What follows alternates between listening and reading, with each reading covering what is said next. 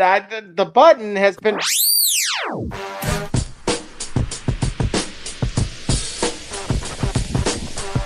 It's time for the shop report with.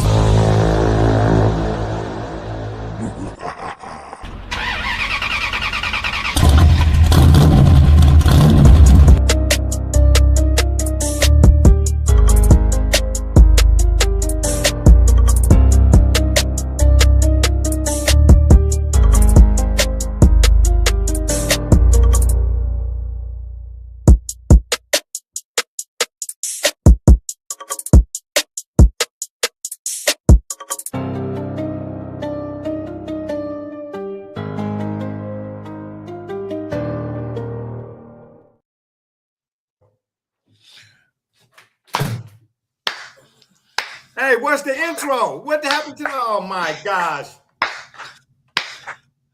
Hey, no. Standing ovation. Hey, ladies and gentlemen, from the ashes, from the depths. Hey, first of all, I'm not hosting, so I don't know why y'all spotlight me. Listen. Hey, man. Look, man. When the what happened to the intro? Listen, if you're not going to do the intro, what I'm doing for? You're not hosting. Oh, let me be quiet then. Oops. All right. You know what I'm saying? Okay. You know what I mean? But nonetheless, bro, I'm so glad to see your mug. And that's a slick Carhartt hat, though, by the way. I love the vintage. I love the classic retro, the modern retro. I love that, bro. All you need is a Ford Bronco and the Ford Bronco shirt from PacSun, and you be in there. You look like you're ready to do an oil change and a tire rotation for $39.99. So you just need a Marlboro or Newport in your You just need a Marlboro or Newport and hang it like that. You know what I'm saying? Yeah, I got you. Yeah, of course. Yeah. Anything that'll kill you, huh? Ladies and gentlemen, welcome to the shop report. Of course, I am Double J, and of course, as you heard, the gentleman with the host with the most, none other than Sleepy G. Oh yeah, shout out to Sleepy G. Hey, you want me to just control the buttons or what? That ain't my name. That ain't my name. That ain't my name. I am wide awake. Oh, really? This is what we doing? So why is he so small? What did it say the name? World champion. Oh, okay. So we got 10 speed and brown shoe on the P program today. Okay, I got you. All right, I got you. That's right. Yeah. Ladies and gentlemen, I know it's been a minute since your boy BSJ been on the screen. You understand? I'm trying to tell you, understand me, but life be life, and you know what I'm saying? Double J and Gully been holding it down. I'm just making a special appearance right now because we've been having the behind the scenes in our Discord chat. You know what I mean? It's about we've already had this discussion. Why am I feel like I'm leading here? Don't do that. Oh, hey, whatever comes natural. Whatever comes right, exactly. Wow. Whatever comes natural. At my age, what comes natural first preceded by some metal mucil. I'm just saying. We've been having this ongoing discussion about the NBA and NBA champion versus world champion. So apparently, before Giannis made his little, little click video, little cute 1-2 step, Fred Astaire misstep. We've been going back and forth with this. So let's hear it. Yeah, there you go. Yeah, play it. Jokic, Giannis Antetokounmpo. You guys say Wemby. Keep going. This is what I'm talking about. Yes. Really? Dylan Brooks, Canadian. What are we talking about? It's not even Larry Markkinen. You want me to keep going? Shaq. No. Shaq played real. Okay, so I like these because these are two ideas that if you run the tapes, these echo two ideas that I've been saying for quite some time. Me and you get into it all the time, and where this is going. First of all, when I say Double J, pause that right quick. Pause that. Let it run, bro. No. Let it run, bro. Let me tell you what I'm saying. Let me pause that. You can't interrupt the theme before. Man. Let me tell you what I'm telling you. Pause that. First of all, I do not like the fact that I was not included in this. We've been going back and forth. Me and you been going back and forth. Like it's just you and Double J. I don't like not being included in the disclusion. Nah, that ain't even a word, but I just made it up because I'm rolling right now. Go ahead, Double J. Yes, I just that clip alone, I got a whole lot of contentious narrative about that. Go ahead. Yeah. Can call themselves world champion. Giannis makes the point. Giannis helps to argue that point because what Giannis is saying right now is the best NBA players are international. Wemby, Sabon. Okay, so your honor. You want to make open the arguments first? Yeah, listen. Do what you got to do, because guess what? Guess what? Jay got notes, baby. See what That's fantastic. Don't scratch hey, you got notes. I got quotes. Everything is gonna be said the way we spoke. Oh, okay. So now you trying to take this page from my book. You just mad because when I say when I'm chilling, time killing, always willing, never illin'. Ain't no thing, can't complain. It's all the same. Ain't no definitely. I mean, the dog game. Bark 2 times for me if you know what. Oh, that's Miss Alba. Who's the second other guy? You know what? Tell Miss Alba we do not want to hear from her. Please put the Cristiano on, because I'm sure the show will go a whole lot better with Cristiano. Yeah. All right. Here we go. Oh, right. snap. All right. Yes. Thank you, Mrs. Alba. Yeah. Okay. It's team up on J Day, but it's all good though. I survived Shawshank. Keep it going. What are we doing here? We'll make it open the argument. No. You've been attacking me. You've been attacking me. No, I ain't been attacking you. You know it. I actually make the claim, so I guess I should probably make the claim. Whoa. So you hold on. So you make the claim. So you guess you should probably make the claim. Yeah, okay, I got you. Yeah, so I make the claim first. So I'm saying if we're talking about the court, I should probably be the plaintiff. But I'm making the statement, and you arguing against the statement. Okay, I'm just saying what you just said. So, all right, listen. So if you don't mind, for the purpose of opening arguments, go ahead and send me in so that way we can make this. Yes. Do what you got to do. Okay. Oh, there we go. Hey, there. All right. Here we go. I'm ready. Nope, that's not me. Oh my goodness! Did Miss Albert just say what I thought she said? That's what she's doing now. Okay, ladies and gentlemen of the jury, today you are going to hear an argument and a counter argument. Today, ladies and gentlemen, you're going to hear that the NBA champions can lay claim to being called the world champions, a claim that is able to be made by the NBA champions of an American basketball or American professional sports organization, a claim that is unique. The NBA and the NBA alone as it stands compared to the other professional sports leagues. My competitor will try to argue against that claim using a myriad of different reasonings that are all fallacies that I will disprove. Over the course of this argument, you are likely to hear comparisons to other eras and other years. I will stay in the modern era. I will stay with the current landscape of basketball, and I will contend, and I will make the argument to you that, in fact, the National Basketball Association champions can legitimately argue themselves as being world champions in the sport of basketball. Okay. Shout out for that. Man, that sounded like chicken frying in there right there. Don't do that. That's disrespectful. I, BSJ, the guy who don't play, okay, when it comes to the program, you understand me? I just want to say 2 things to my what would he be in this case, Double J? My counter arguing 2 and 10 top of this? I don't even know. But anywho, is he arguing? So is he the plaintiff and I'm the defending Antarian? Okay, good. Yeah, that's fair. Okay, so before I even make my point, ladies and gentlemen, I want to point out 2 things that my whatever you want to call him. Oh, Have this argument with Cleveland won. Who is this? Who did you didn't have? It's Gibby, I think. You didn't have. Oh, that's Gibby. Who didn't have this argument with Cleveland won? That's Buffalo right there. That's Buffalo That's Buffalo saying that. Okay, so you didn't have this. He's talking to you, obviously. But anyway, you just said he's talking to you.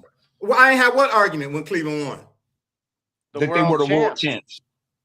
First of all, This is how I know you don't. I can't know this person. Hibby, nothing. Yeah, he's talking to Darnell. That's what I thought. Exactly. He had to be talking to you because when Cleveland won the championship, you know I'm number one. This ain't about him, but I'm the number one LeBron detractor. I was not a Cavs fan at that moment. You know that. So he couldn't have been talking to me. What? Wait, does that make Double J? Yes, Double J is Judge Wapner in this case. Yeah, I already know that I am in a biased. Listen, I already know that I am in a biased court because we've already heard Double J substantiate and validate and try to pontificate about the claims that you make. Okay, but can you simmer down and let me substantiate? Go ahead. And articulate. Go ahead, cogitate and ruminate while we had this debate. Make sure you drink your Ovaltine, please. Anywho, you just said, now we're talking about whether or not the NBA champion or whatever. I made my opening statement saying what we're about to hear. Okay, basically, we're talking about the nonsense that you're about to say. But go ahead. All right. All right. Just let me know when it's my turn. The floor is yours. Thank you, Double J. My gosh. You know what I'm saying? He should get flagged for, you know what I'm saying, overuse of 15-yard penalty or something, for overuses of syntax or something. Anywho, yeah, can't nobody hear you, bro. You're not on screen. Shh, quiet on the set. Anywho, my opponent just said compared to the other sports leagues. So when we say world champion, are you specifically saying NBA? Because the NBA is not the only sports league that considers itself, when the champion is crowned, to be world champions. They do it in baseball and they do it in football. So you can't say compared to the other two, because they're as compared to the other two, you can't separate. They all say world champions at the end of the day. Hold on. And then you want to throw a little nugget in there talking about the modern era. No. If we're talking about world champion, this is what I do not like about people who make arguments based on selective perception. No disrespect, but selective perception, because we talk about timelines. You cannot use the middle of the timeline as the beginning. So let's go back. Now, side note, Jay, not saying nobody else is or ain't, Jay is a reader. Jay been reading since he was 5. Jay got sports books sitting behind him in his library case.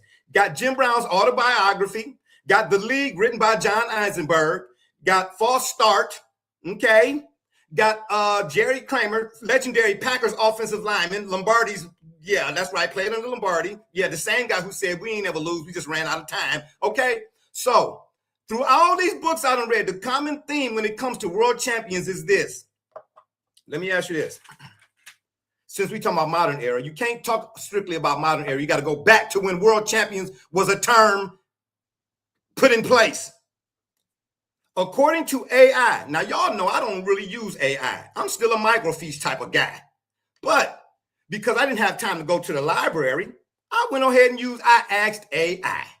And let me tell you what AI said, since that's the norm nowadays. According to AI, not Iverson, winning an NBA championship does not technically make a team a world champion because the NBA is a domestic league limited to the United States and Canada and does not feature an open global tournament against international club teams. Because the NBA features the top players from across the globe, this is why today the NBA players trying to make this argument. Makes the aforementioned passage a disqualification. How? So because today's players are majority of them in the NBA are from around the world, how does it make the aforementioned passage I just read a disqualification? Then we want to talk about cultural tradition. So let's go back. Let's say Major League Baseball. Okay. Here's my contention to Giannis and Gully at Tutakopopo. In 1905, Major League Baseball started calling their final game, whoever won the final game, a world champion. How many international players, when the term world champion was being used again in baseball, but not just baseball, football and basketball, when the term world champions was used, how many international players were on those teams when the world champion term, phrase, or whatever you want to call it, was first being used? How many international players were on those rosters? Let me give you this right here. Let me just say this. Because the term, I'm going to get my phone here in a second too. we're talking about the term and its evolution. But let me say this. In 1950, the Minneapolis Lakers played the Syracuse Nationals. You know how many international players were on those rosters at that time? 0. But yet and still, the Minneapolis Lakers won the championship, and they were called world champions. But if the Giannis is saying because of the international flavor, that's what justifies that being the case, then if it wasn't no international players on them teams when world champions was first being used, how can one be one but the other one not be that one, but they both be the same? And then explain the Olympics. Huh? Explain the Olympics. So my contention and my point is this. Can we please stop making the tip of the iceberg the whole berg? Huh? Just because they call it that don't mean that that's what it is or it's an definitive absolute. It's catchy. You see what I'm trying to say? World champion. Got you. But for real, you are an NBA champion because at the end of the day, the NBA champion plays in the National Basketball Association. If Giannis and these guys want to say that makes you a world champion legitimately, then guess what? Petition the commissioner to change the acronym from NBA to WBA, World Basketball Association. Because at the end of the day, like I said, I'm going to continue to say, just because I'm just using the Lakers for instance, just because the Los Angeles Lakers beat the Milwaukee Bucks in the finals. I know that didn't happen. I'm just trying to make a point here. If one player on the Milwaukee Bucks was like Giannis from Greece, who's to say? Because let me back up just a half a second. Somebody said the other day, well, they beat Wemby. The Knicks beat Wemby, so therefore, that's what make them world champions because he's from France. Well, how do we know that Wemby is the best player from France? See, when Argentina plays Spain or Greece plays, I don't know, Uruguay, whatever the case may be, the other guy on that team after Wemby, France, whatever it is, he might be better than Wemby. But we don't know because Wemby is the only representative over here in the States. And why is Wemby the only representative over here in the States? No, I'm talking about from France. No, period. Your whole argument. No, I'm not done. Listen, man, you done gave a whole diatribe out here, and I said nothing. Hold on, man. No, it's time. It is time. Listen, it is time. It is time now. I wasn't done. You wasn't done. I didn't start. I didn't done. I'm not done. If this is debate, nothing, I'm not done. This is debate. Listen, no. We're gonna bring Listen, you made a whole lot of points. You made a whole lot of points. But I let you finish. But I let you finish. You did not let me finish. I did. I made an opening statement. But now, see, first of all, fans, I want to let you know, I made an opening statement, and then he went right into arguments. He didn't even give you an opening statement. He went right into argument. Because I didn't even tell you what he about to tell you. He just went right into argument. First of all, so my silence is not for lack of poise or response. You know why? My silence is due to the fact that he done jumped the gun, but that's all right, though. You know what I'm saying? The tortoise and the hare. You know why? Because anything lost can be found again except for time wasted. Jay don't waste time. Yeah, that's except for your mind. The poll is live down below if you guys would like to participate. Oh, Lord have mercy. Double J, you done polled us. No, we ain't know we're done. Let me say this. Imagine the guys. No, listen. Okay, go ahead. What I'm saying is, in order to say that you're a world champion, the team that wins would have to have beat. That's why I asked the other day, how many roster spots are on a basketball team? 13, 15, right? 13, 15, yes. Okay, so imagine all of the players who played in the at the Rucker back in the day, guys like Pee Wee Kirkland and all them guys that didn't make it to the NBA, and guys who did make it to the NBA like Dr. J and all them said, man, them guys was better than me.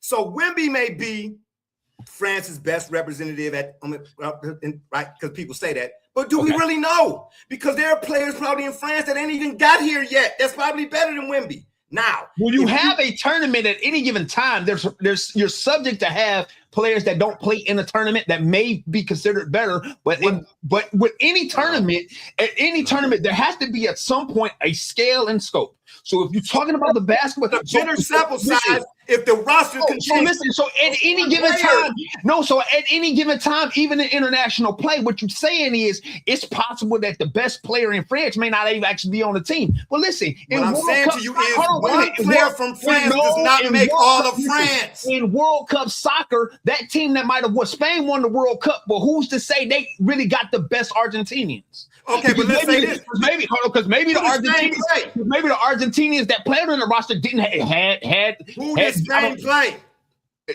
Listen, they didn't play Chicago. You said no, they didn't play Chicago. They ain't then. The point. Make your point is it's possible that the best player that we consider the best may not in fact be the best because the best player. But you have a better chance. You talk about the possible best player may not have been on the roster. Listen, it's time, scale, and scope. If you know, and we all know that the NBA has a tournament at the end of their regular season to choose the best player, to choose the best team.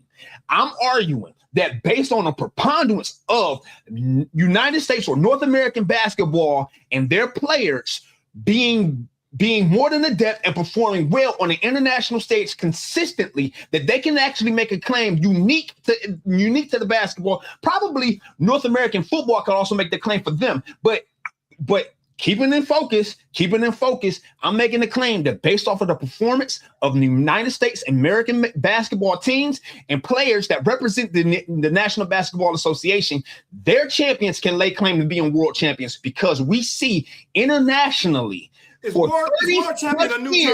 30 plus years internationally. Is world champion a new term? Excuse me?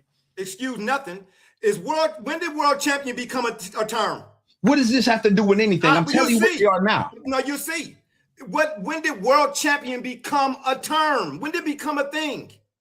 Do you know? For sport. Yeah, I just said for baseball, it was 1905.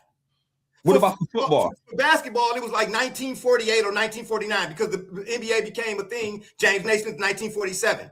Football was like, I don't know, somewhere around the early 1900s. So I'm asking you again. Because it's what it really is it's a cultural tradition thing. You're arguing that it could be. You arguing that its origins could be anything. Can I intervene here? Actually, the timeline is this: the 1947 to 1985, the championship series was officially called the NBA World Championship Series. So the winner was literally the NBA World Champion by the league's own naming convention. In 1986, hold on. In 1986, I'm just going to fill you in with the facts. You guys can take it from here. In 1986, the league rebranded the championship round to simply the NBA Finals, but teams, broadcasters, and fans largely continued using the World Champions label out of tradition. Now, thank you. Now, let me. We're talking about origins and traditions. That don't substantiate why I'm calling them world champions. Hold on. You're giving me the etymology. Listen, giving me the etymology don't make your point, or don't even make mine. And that's not even what I'm arguing. Okay, but listen. I'm not even arguing because of historically they need to be called. I don't care what they used to be called or the origins of why they said it was. The etymology. You can't talk about today as if though yesterday don't matter. But yesterday came before today. No, because here's the thing. Because what you say, because here's what I can offer to you. The origins or the inception of the word world champions probably could have been flawed at its inception, but the landscape of the league that was playing back then is far more globally inclusive now than it was back then when they started calling themselves world champions. So if they lied, I can say for lie. If it was a falsehood in 1929, it's because there wasn't any international play in 1929. Okay. So in 1926, that ain't got nothing to do with international people coming over. Yes, it does, because you're bringing up the point of why they saying this or origin, why they was calling themselves world champions in 1929 when they shouldn't have been. I'm telling you, the landscape of the league is totally different. So even if they shouldn't have been calling themselves world champions in 1926, in 2026, the claim is legitimate because of the landscape of basketball. Thank you. I mean, I was going to use that next. That was part of my notes. But that's great for Noah Lyles. Okay, listen. What I'm saying is this: whether they had international play back then or not. We're talking about labeling yourself as a world champion. Yes, you talk about the etymology of the term. And I have no argument with that. That is not my argument. Therefore, it is a cultural tradition. And we all know that not every tradition that has no bearing on what I'm saying. Bro, here's what I'm saying. Yeah. Different situation, but the premise is the same. There was a story about the young lady whose grandmother, whenever she would cook a ham, she would cut the ends off. Yeah, and she asked her mother why. Exactly. And her mother would say, because my grandmother why you do she that? asked her grandmother why, because her grandmother said, because my pan was too small. So they don't even know. So my point is, they don't even know today why they do what they do unless somebody told them. It's not because you're just doing something just because you're doing it, but not understanding why you're doing it. Just like Grant said when it comes to expressions. He said expressions are often repeated, but rarely, if ever, truly understood. So when I say to people, I've been telling you that for 5 minutes. I don't care about the etymology of world champion. It has no basis on my argument today. So wait a minute. And I just got through telling you that if they called themselves world champions in 1926, that in fact probably was a falsehood. Our tradition's broken. Listen, our tradition's broken. Are their traditions ever been broken? I'm gonna tell you like this. Yes, the tradition has been broken because traditionally calling themselves world champion when the league wasn't international was flawed. So the tradition. Now that the league is international, call it WBA. World Basketball Association, because just like AI said, domestic. Listen, Claude tell you everything. Listen, if you tell let me say this. North American sports leagues traditionally label their domestic winners as world champions. So let's stop right there. How is domestic and world champion? How do they belong in the same sentence? Because the National Basketball Association is in America. It's based in America, yes, and it is organized by teams that have their bases inside of cities, inside of states in the United. That is how the league is. It is stating the obvious of why the LA Lakers are the LA Lakers. Is because the organization is based out of Los Angeles, California. That's typically saying that is explaining the purple and gold jerseys, not the players within them. Okay, because Pau Gasol because when Pau Gasol was Spain's best player, he was a Laker. When Manu Ginobili was Argentina's best player, he was a Spur. Mm-hmm. When Giannis was Greece's best player, he was a Buck. Okay, so speaking of when Luis Scola was one of Spain's best players, he was a I think at the time he probably was a Rocket. Okay, I said Rocket. Houston Rocket. Right. My point is the Houston Rocket best players of so the best players in the world play inside of this league, and since 1992. The United States has sent the best players in America to play internationally in international competitions. So FIBA World Championships and World Cup Championships and Olympics. Those players are all collected and all players that play professionally inside of the NBA. So then this past All-Star game, why they have World versus USA? So since 1992. Explain the Olympics. So right. Because every player that plays in the Olympics for the United States plays on the NBA roster. And it's been that way since 1992. The last time it was in 1988 when they sent their college kids and they lost. And then that's when the Dream Team happened. So why do they call it NBA champion at all then? For 34 years, every player that's represented the United States, whether they won or lost, has come from the NBA. Why do they call them NBA champions at all then? Why do they call them world champions? Because every ring that they get say world champion. Why do they call them NBA champions at all? If in fact you are the world champion. They do call them both. Why?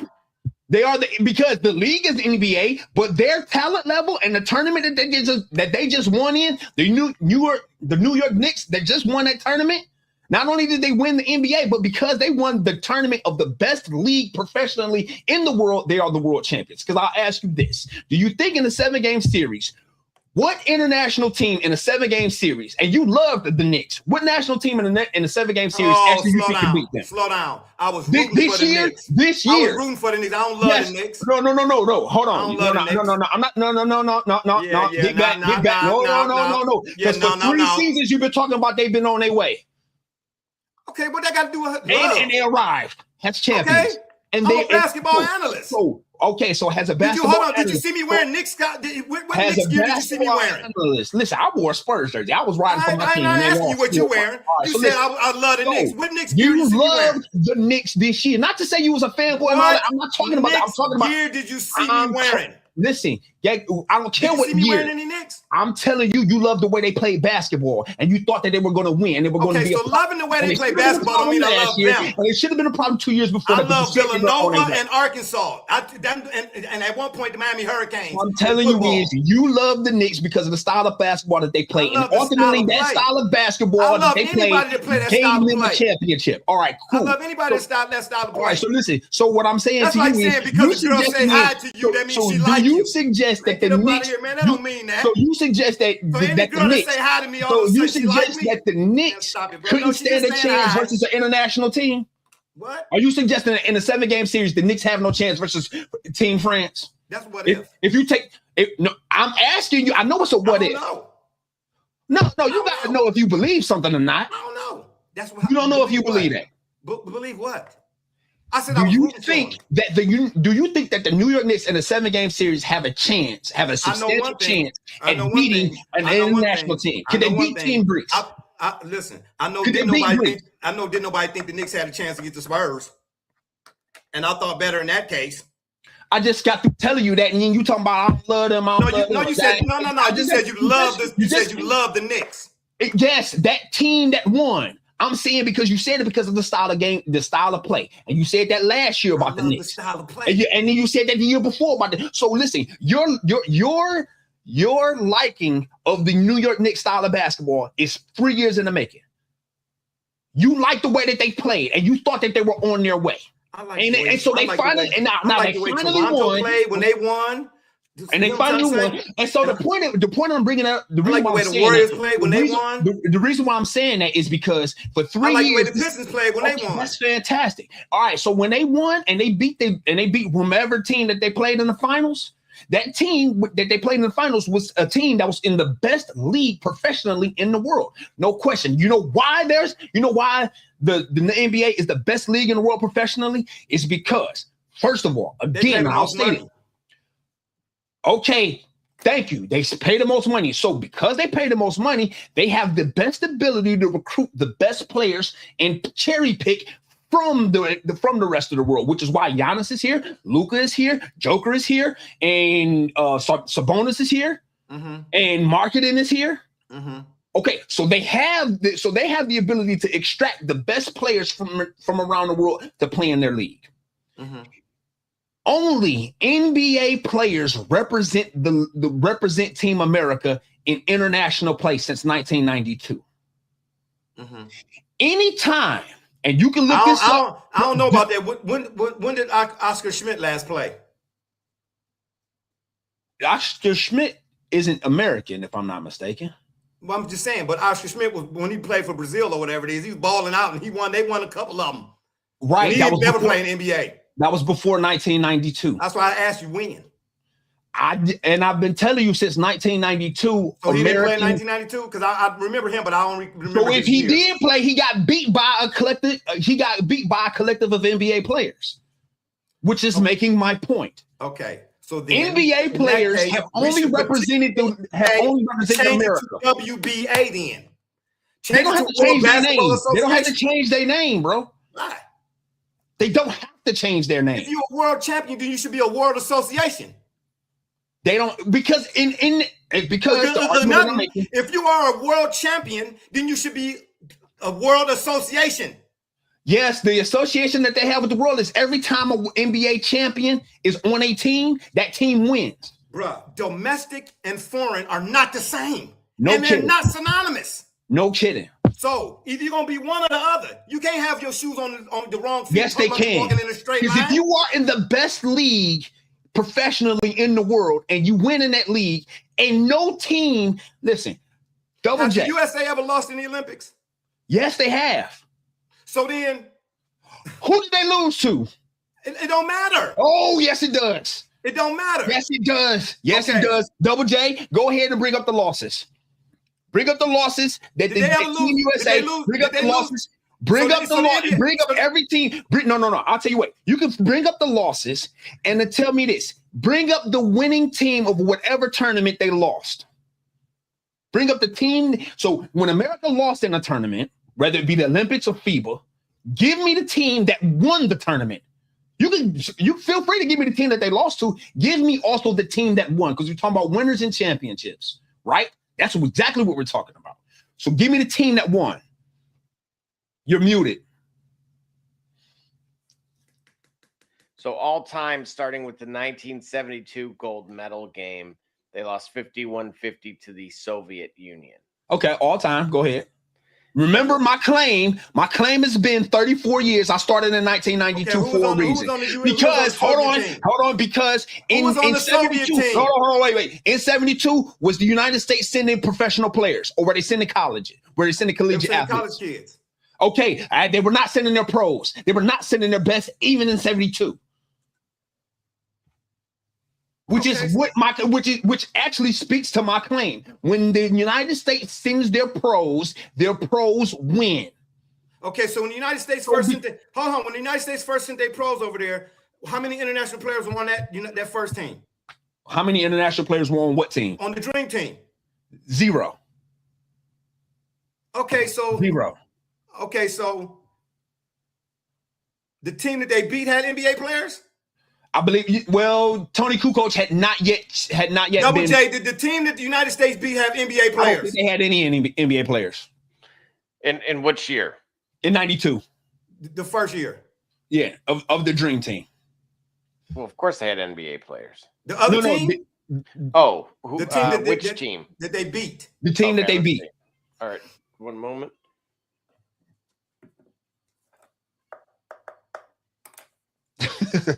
Oh, hey, no, you got to bring that up. Prop need to come back in the chat. He just hit me up.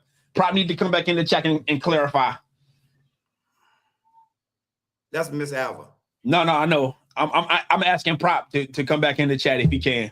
So you need help. I don't need help. I need no. Listen. Listen. I can use a lifeline too. He the one that got the clarification he got to make. That's what I'm saying. He the one that got to clarify. Oh, okay. All right. So it looks like the final round was the U.S. versus Croatia. Yes, U.S. versus Croatia. Right. Tony Kukoc was on that team, correct? So for me, it's almost like, you remember that skit David Chappelle did about how the ladies dress? You know what I'm saying? Just because you dress as a police officer, that don't make you one. If that got nothing to do with what we're talking about at all. It's not remotely relative. Listen, it's not. Why not? It's not remotely relative. In a figurative sense, yes, it is. Because there is no falsehood about the NBA champions being world champions. I'm telling you right now. Since 1992, the league is still because to your technical point, the league is still organized nationally. The players that play nationally represent the champions of every single international competition. Not only do they represent the champions that play in any international competition, the NBA players are always the team leaders in production on every winning champion, whether it's Team USA that wins or whether it's a team. But that's fine. That's not fine. That's taking no. That's not.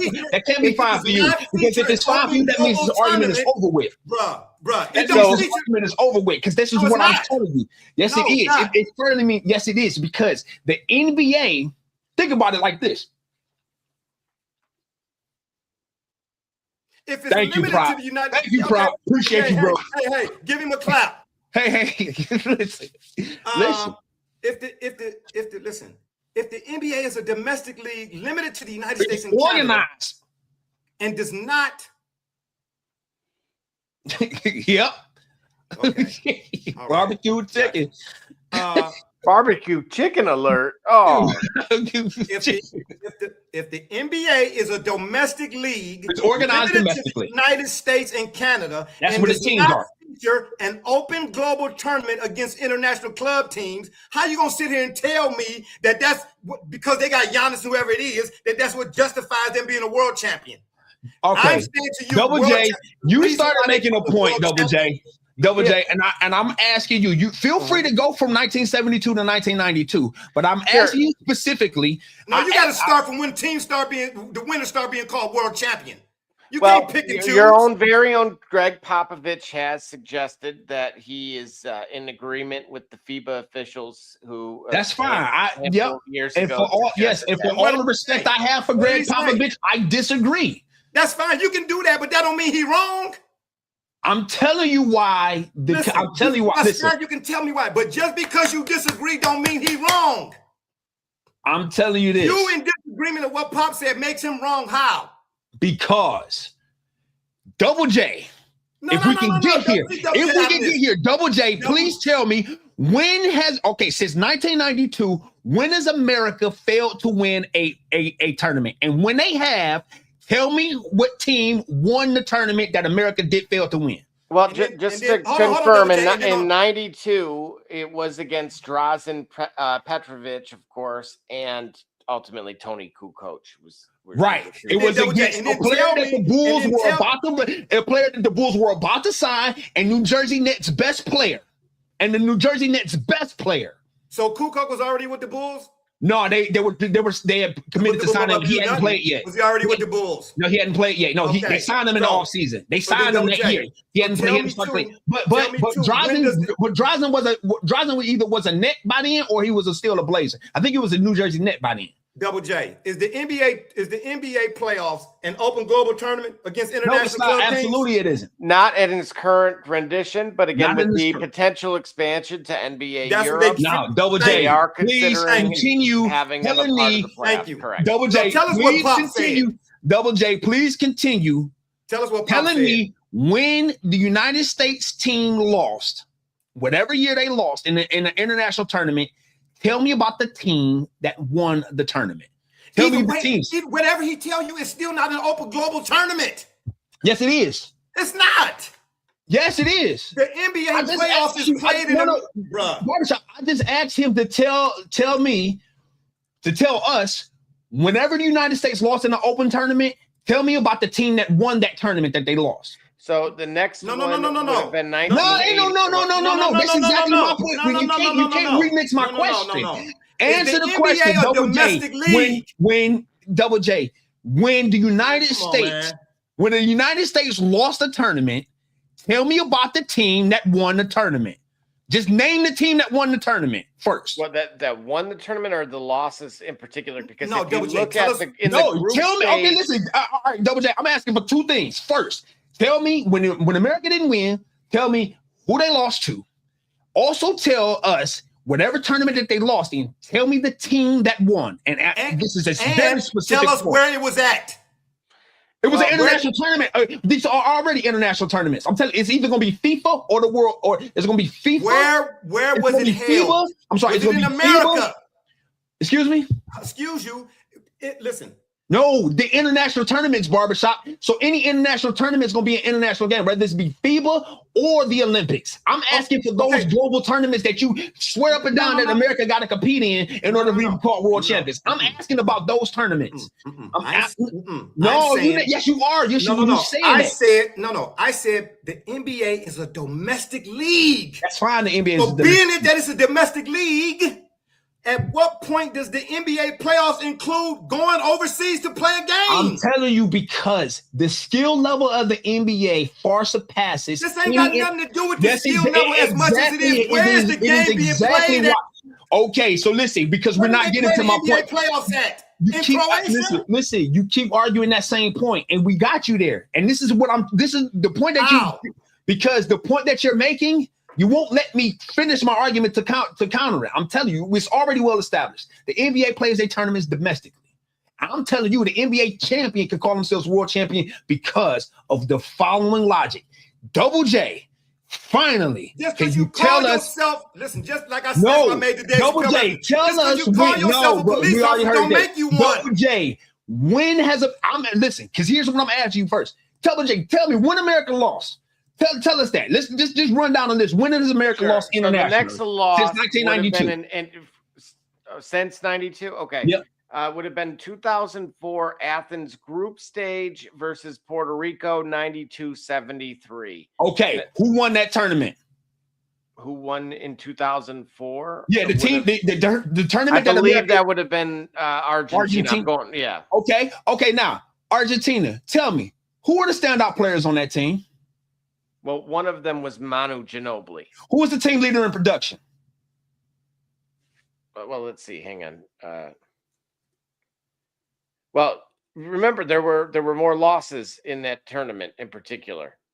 I want to know about the team that won. Noting. Yeah, and I want to know about the teams that won. Well, it looks like so there was Luis Scola, Pepe Sanchez,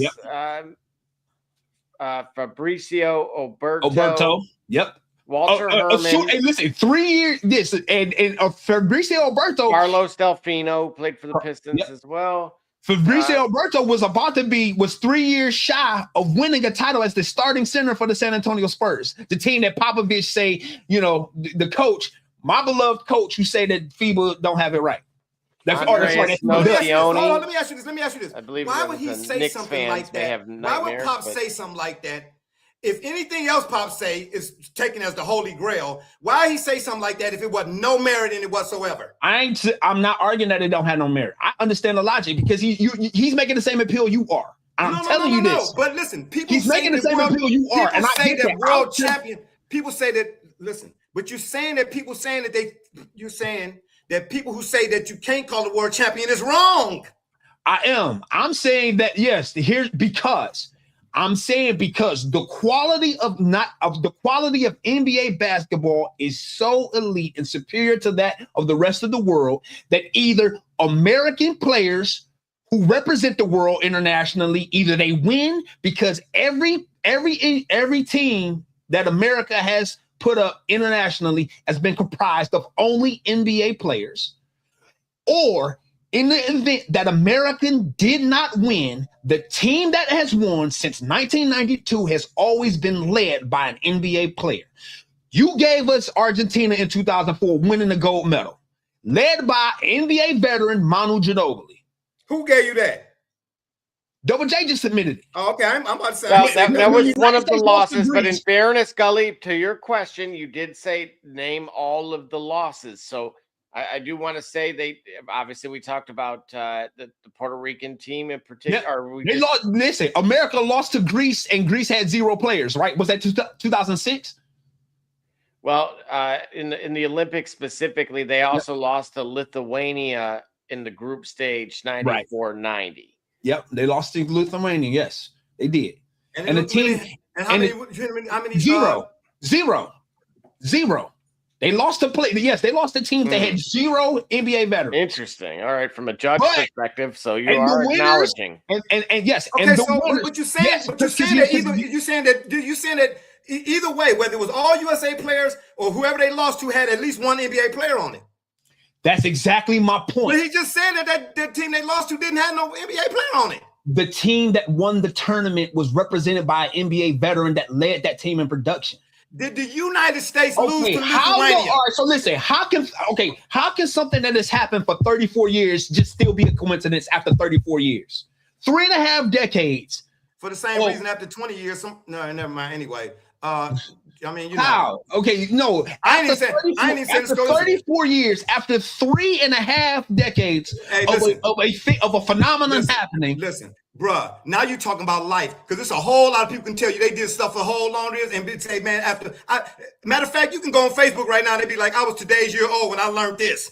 Yeah, there's a whole lot of people that went through life. A whole lot of people are today's years old when what they've been doing all their life ain't right. A whole lot of people are learning by being today's years old that in fact the NBA should be able to call themselves world champions. I'm gonna give you another example. Okay, just because you should don't mean listen. They should because they've earned. You should don't mean it is. Because the NBA has earned that distinction. through its representation on the world stage. Just because you can don't mean you always should. So just because you should or you could, that don't make it an absolute.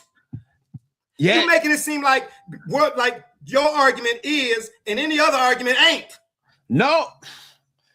To make an argument, somebody's got to. Yes, in fact. So if we're making this a binary, yes, in fact, I'm willing to take that risk because it's an argument for the affirmative.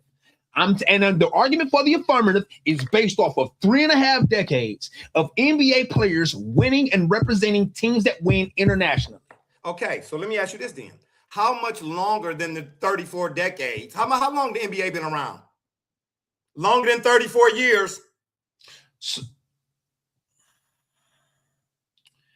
Longer than 34 years. And when did the NBA start sending their professionals to play?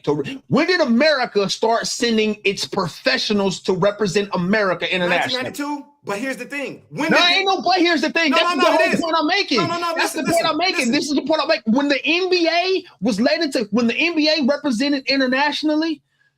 So then, so then before then, what was the whoever won the title was called what? Didn't I already tell you that? I already gave you that they maybe shouldn't have been called world champions. I've already said that was the very beginning. Therefore, the basis for it. Now, wait a minute. I do want to point out. Remember, FIBA is of course operates slightly different than I know it's the FIBA rules in the Olympics, but that's why USA played struggle.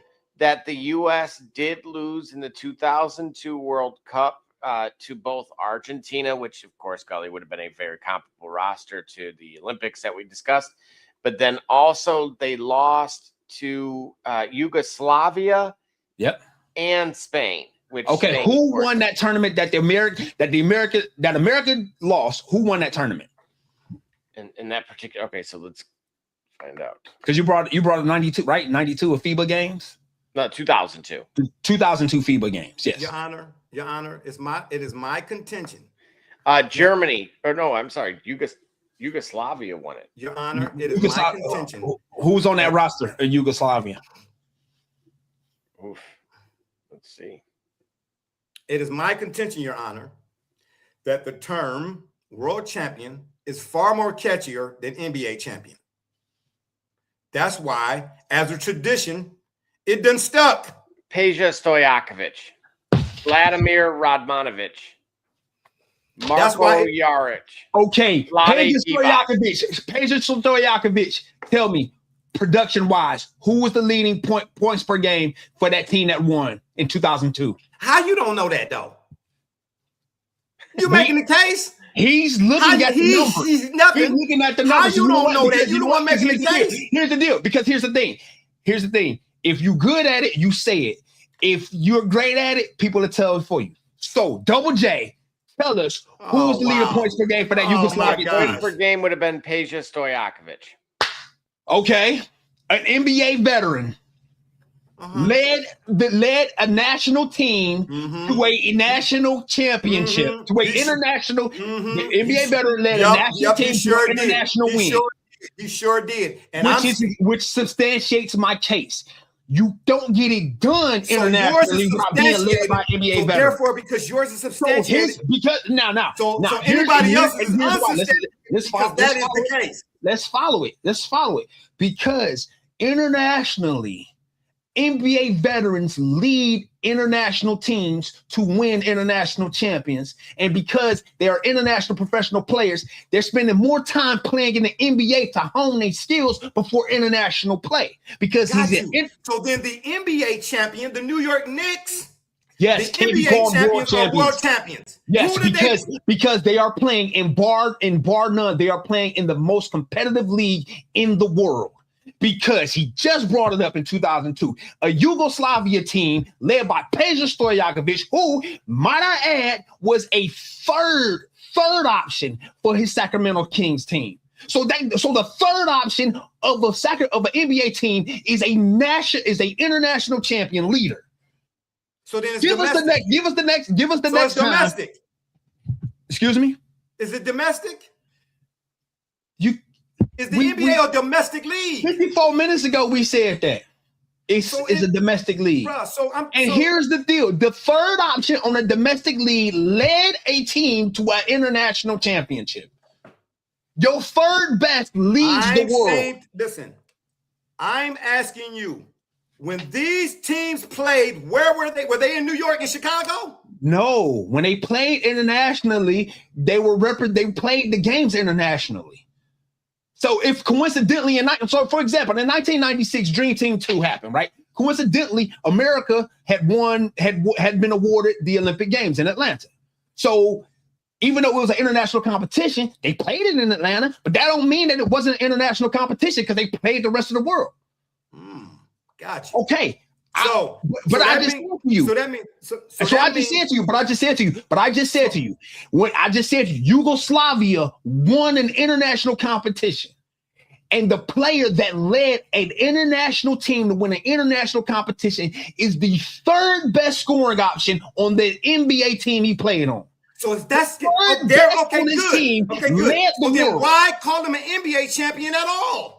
Because they play in the National Basketball Association. It's national, and again, not worldly. Listen, Spot Shadow, please, because this is the argument. National Basketball Association, not World Basketball Association. Because that is what legitimizes the NBA champions being called the world champions. Y'all confusing people. Ask Pop. No, we're not confused. There's no confusion here. Listen, let me help make up your mind for you. Bro, listen, I just told you. They should remove national from it. You gave me the structure. You gave us the structure. You gave us the structure of the league. From basketball, they should remove. No, they don't need to remove it. No, they don't. Because the team is because the Knicks don't play Team Germany. The Knicks don't play Team Lithuania. The Knicks don't play Team Yugoslavia. What the Knicks do, they play the Knicks are in the National Basketball Association. They are in a league organized in America. The concentration and quality level of that league is above any international league. Here's another fact for you. How many retirees from the National Basketball Association have second lives over international playing? I have no idea. Okay, yeah. So for example, look at Stephon Marbury's contribution to the Shanghai Ducks after he left. First of all, they called the Shanghai Sharks. Yeah, okay. Shanghai Sharks. Right. His contributions to that league. How many championships did he win leading that team? I don't know. They don't show them games over here. You know why? Because they're not domestic. Right. But you know what though? Here's the deal. By the time he had a second life and led those teams, he was already done in this league. He was virtually a retiree. They had stopped giving him chances. Now he proved internationally he still can play at a professional level, such that he helped his teams dominate in a whole nother league and a whole nother country on a whole nother continent. But that guy, production wise, he couldn't get it. He was no longer deemed to be able to get it done in the NBA. Okay. So the NBA's retirees, the NBA's legacy players continue to have second lives internationally and lead teams to the international championship. Gotcha. From my understanding, just like we mentioned the World Cup.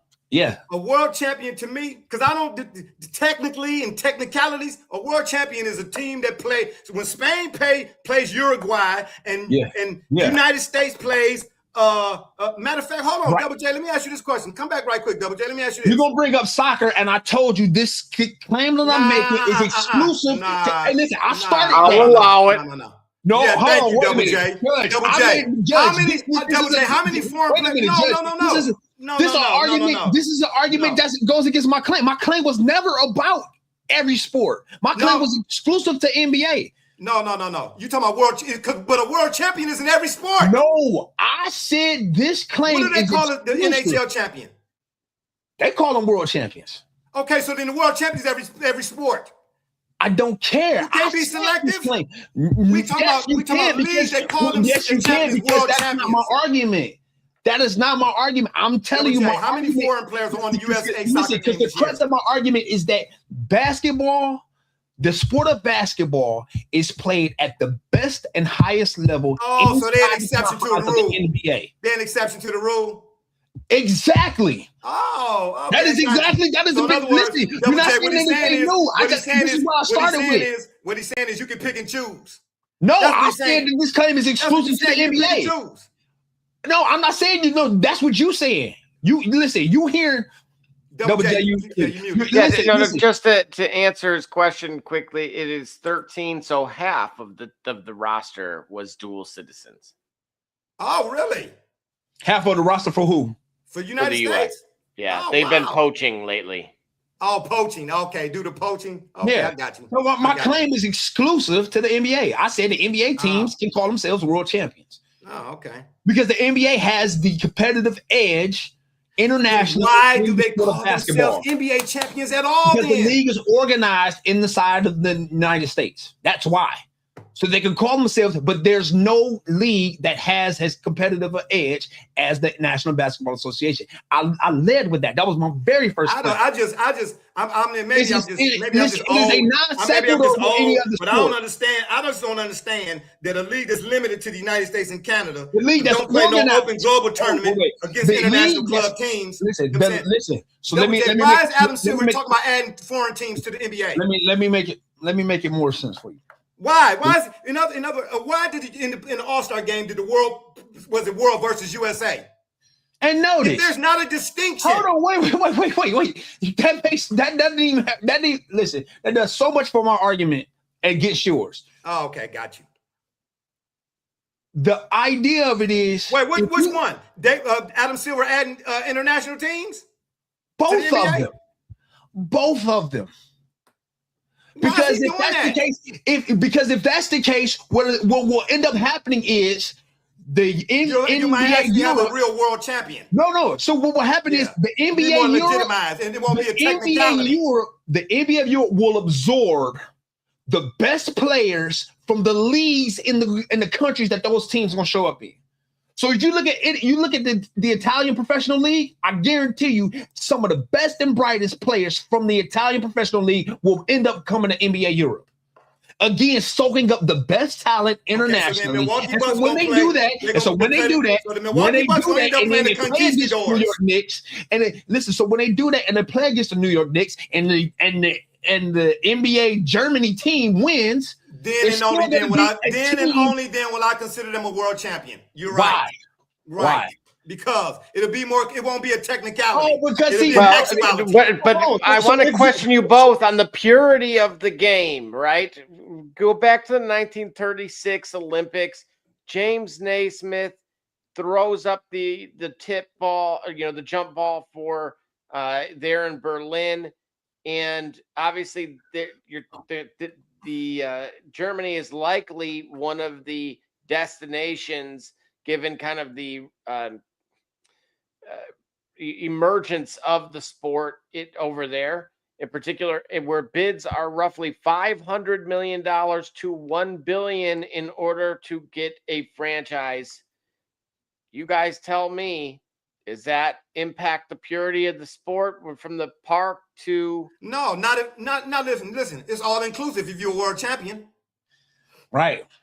It's all inclusive if you're a world champion, but you're a world champion, but you can't be an NBA champion because you're a world champion. That's what you say. No, I ain't saying that. Exactly what you say. I'm telling you that once you win a world title, the contention is once you've won a world title in the NBA, once you've won an NBA title, you've played the best collective competitors in the world at the sport. This is why I said from the beginning. This is why I said from the beginning, the NBA lays claim. I reserve this statement exclusively for the NBA, not for soccer, not for baseball, not for hockey. I didn't even say it for football because that's a whole nother conversation. But it's also you can also say it for that keep us. No, you can't. No, you really don't want to do that. So yes, you can. Yes, you absolutely can for football. It's our sport. No, you can't. Listen. We can say, hey, we can have part two of this. We can have part two of this. Because we already did that. Just like people discount the Browns 64 championship because it ain't called the Super Bowl. And the 1932 Purdue national title in basketball with John Wooden as a player because of this similarly. Because like I put in the Discord, there was a time in the NFL when it was called the NFL championship. That's fantastic. Okay, so then you said we can make a case, you can make the same case. We can make a case that we can make a case that the National Football League, North American professional football, the champions of that league are the best at playing that sport in the world. We can also make that claim here. Okay, but let's stick to basketball because you're having a hard time with this. That's fine. Yeah, all right, that's fine. So the Patriots played Ryan Fire in NFL Europa. How many players from Ryan Fire? I don't care. Played in the NFL. I don't care. Where was the Ryan How Fire? Many players? Where was the Ryan Fire located? But see, that's what I'm going to ask you all here, because obviously that is, again, we look at the current format of the current pulse of the NBA, and I think you have 135 international players. Yep, and roughly 40 countries represented. And obviously, they're not going to add 40 teams internationally, but if you go to Slovenia as an example, or to France, and that's where Wemby is located, and his team, do you think Wemby was the 20th best French player? No, in your estimation? No. When he was recruited and drafted by the Spurs, you think he was like the 20 or 25th best player? I don't know. Was he not or would I'm just saying. No. That's the same. Do you think he was among the goodest players? Do you think he was among the good players, or was he among the best that France had to offer? Listen, I don't know. I don't know. Was among the good players or the best? I don't know because just like Pee Wee Kirkland said, just like Pee Wee Kirkland said, do you think? Hey, listen, hold on. Ask me the same question. Ask me the same question. Let me answer it. So Jonas Ilgauskas was among the good. Can I answer the first one? Can I answer the first one? I don't know. Because just like Pee Wee Kirkland said when them cats came to the Rucker, not every player that played in the NBA was the best. He said we had cats that played at the Rucker that was better than Dr. J. But we don't ever saw them because them cats got lost to the streets. So I don't know if Wemby the best.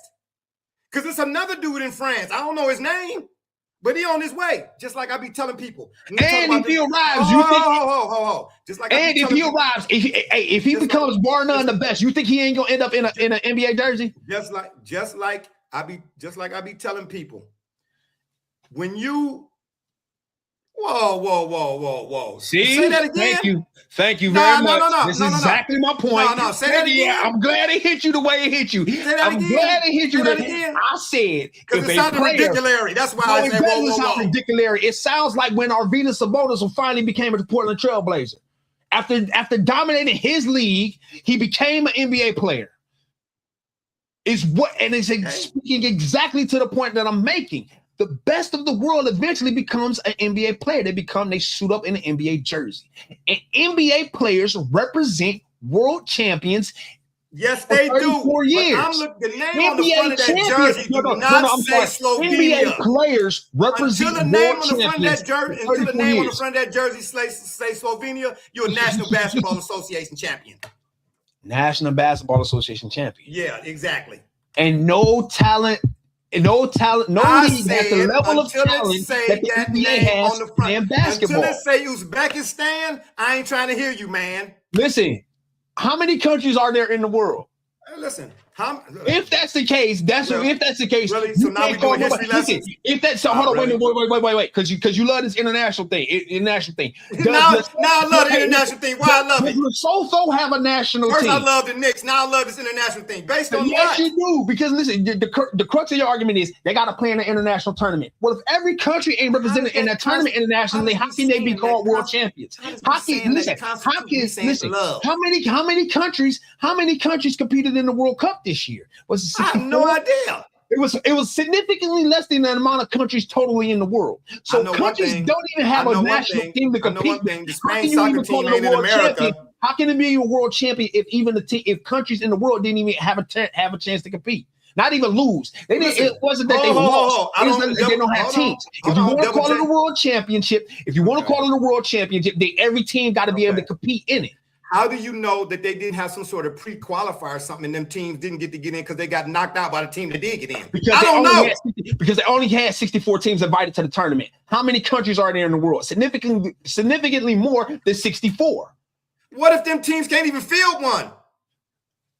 What if they can't field a soccer team? So if they can't field a soccer team, but it's a country in the world, then you don't have a world championship because you had a team that can't field.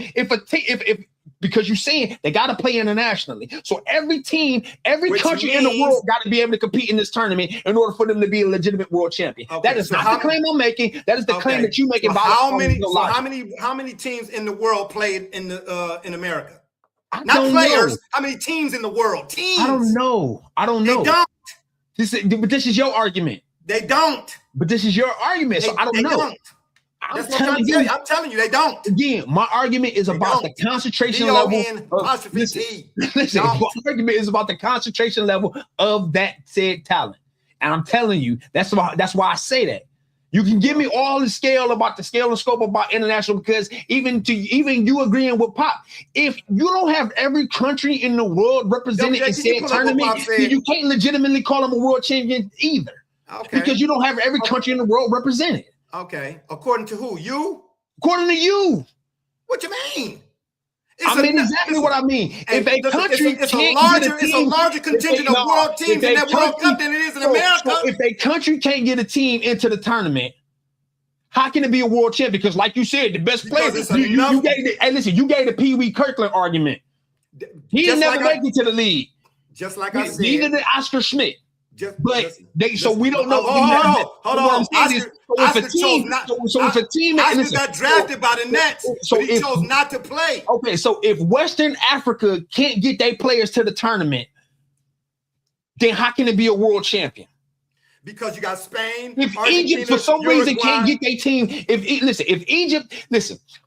if there's a conflict internationally and it prevents a team of players getting, how can we call them world champions? Because let's say, God forbid, I don't wish this on anybody. So hold on. So wait a minute. So Spain won the World Cup, but let's say in the next 4 years, we know Spain got a proven track record of success internationally. Spain, they're the defending World Cup champs. If for some reason, by circumstance, Spain can't get a team to play in the World Cup, how can we call the World Cup champions World Cup? Because we know Spain, for whatever reason, couldn't get there. And we're not talking about them playing. Because there are far more countries represented in the World Cup than there are in the NBA playoffs. No, but here's the quote from Coach Pop. Whenever you guys are ready. Yep. Pop it up, Double J. Even though I got on glasses, I can't see nothing. So there are no world champions in the NBA. So anybody that has the flag up that says world champions is not correct, said Popovich. The world champions, I believe, are the Spanish team right now. U.S. is the Olympic champion. The Lakers are the NBA champion. It doesn't make sense for an NBA team to call themselves world champions. Gotcha. I don't remember anybody playing anybody outside our borders to get that tag. Isn't that true? I keep waiting for somebody to tell me I've missed something. When someone mentioned Toronto, Pop said, there's a team in Canada that's true. The world's bigger than North America. I know sometimes we're arrogant as Americans and we don't respond to the rest of the world, but it's true. There's a big world out there. I think Pop agrees with your statement as far as the etymology of the term. Man, we're not going to discount etymology like it ain't in the dictionary. No, I'm not discounting it, but I'm telling you what I'm saying is I'm arguing that for 34 years, the etymological history of why they say world champions don't apply anymore. Because you keep arguing this, and we 40 minutes ago, Double J, I need you to get back up here, Judge. No, Double J, I need you to replay Pop's statement again. I asked you because you continued to lie. Like I told you, I know Pop didn't make that statement in 1936. You kept Pop allowing didn't make that statement in 1936. He made that statement 10 minutes ago. I asked you, Double J. I asked you every time the United States lost, and I asked you the tournament that they lost, who won? I don't care.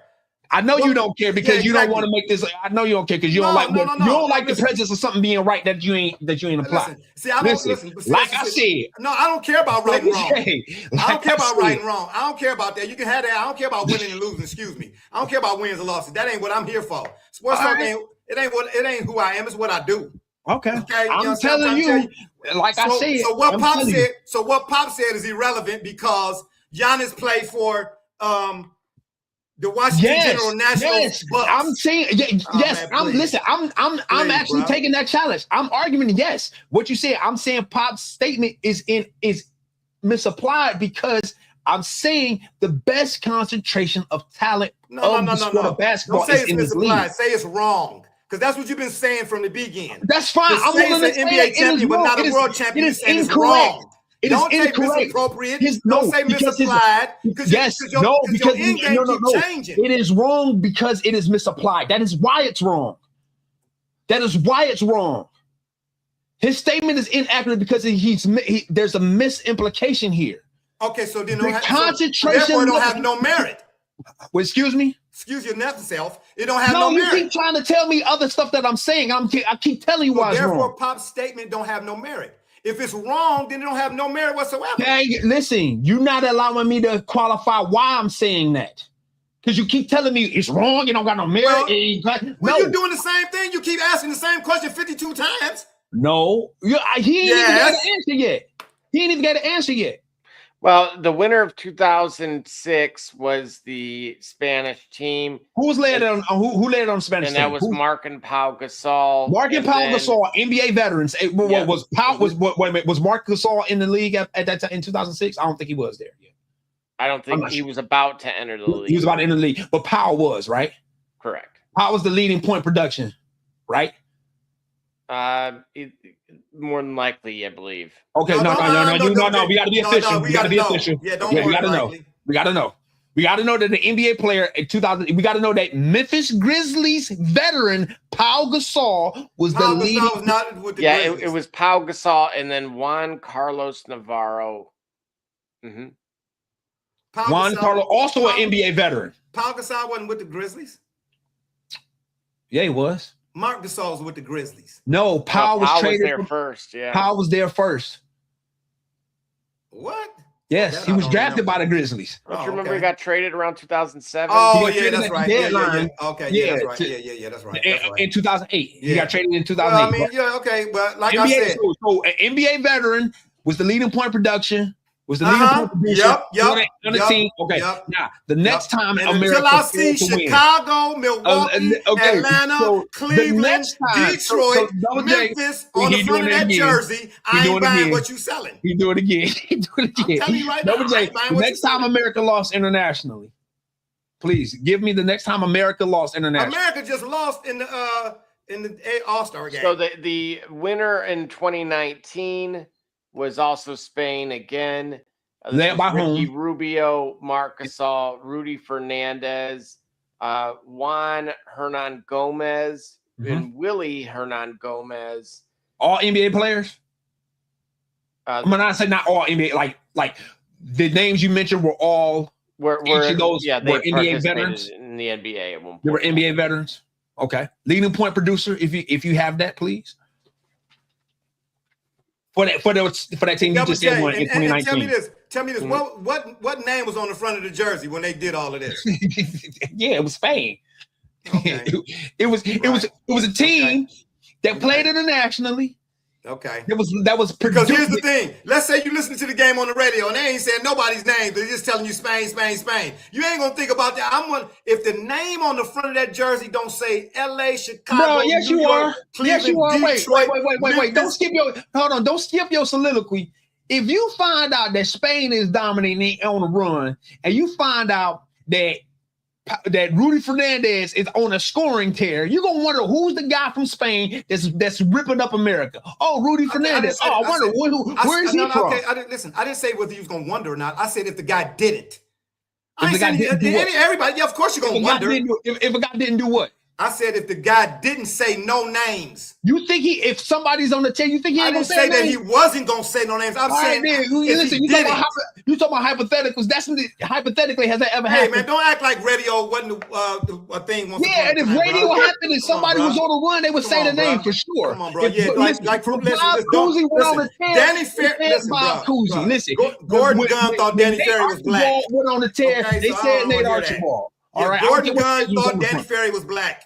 Okay, don't act like the impossible ain't possible. I don't want to hear that. Like I said, I ain't buying what you selling until I see everybody's on the front of that jersey, the patches and all. corporate sponsorships and all. If it ain't the same doggone names, I ain't buying what you selling. IKEA. Again, Judge, the next time America lost in an international competition, please. Well, just to confirm, the leading scorer in 2019 was Ricky Rubio. The team, NBA veteran. Yep. The team that they had lost to, however, of course, was France in the quarterfinal. Now, France, that team was Nick Batum, NBA veteran. Rudy Gobert, NBA veteran. Evan Fournier, NBA veteran. I believe Yabusele, Frank Ntilikina. Don't say that 2 times.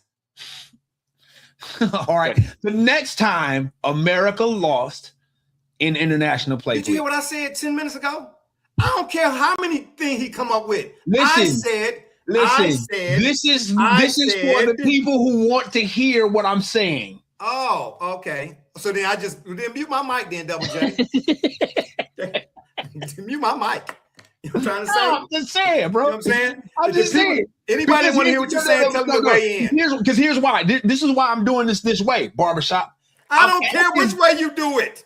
Listen, I'm asking.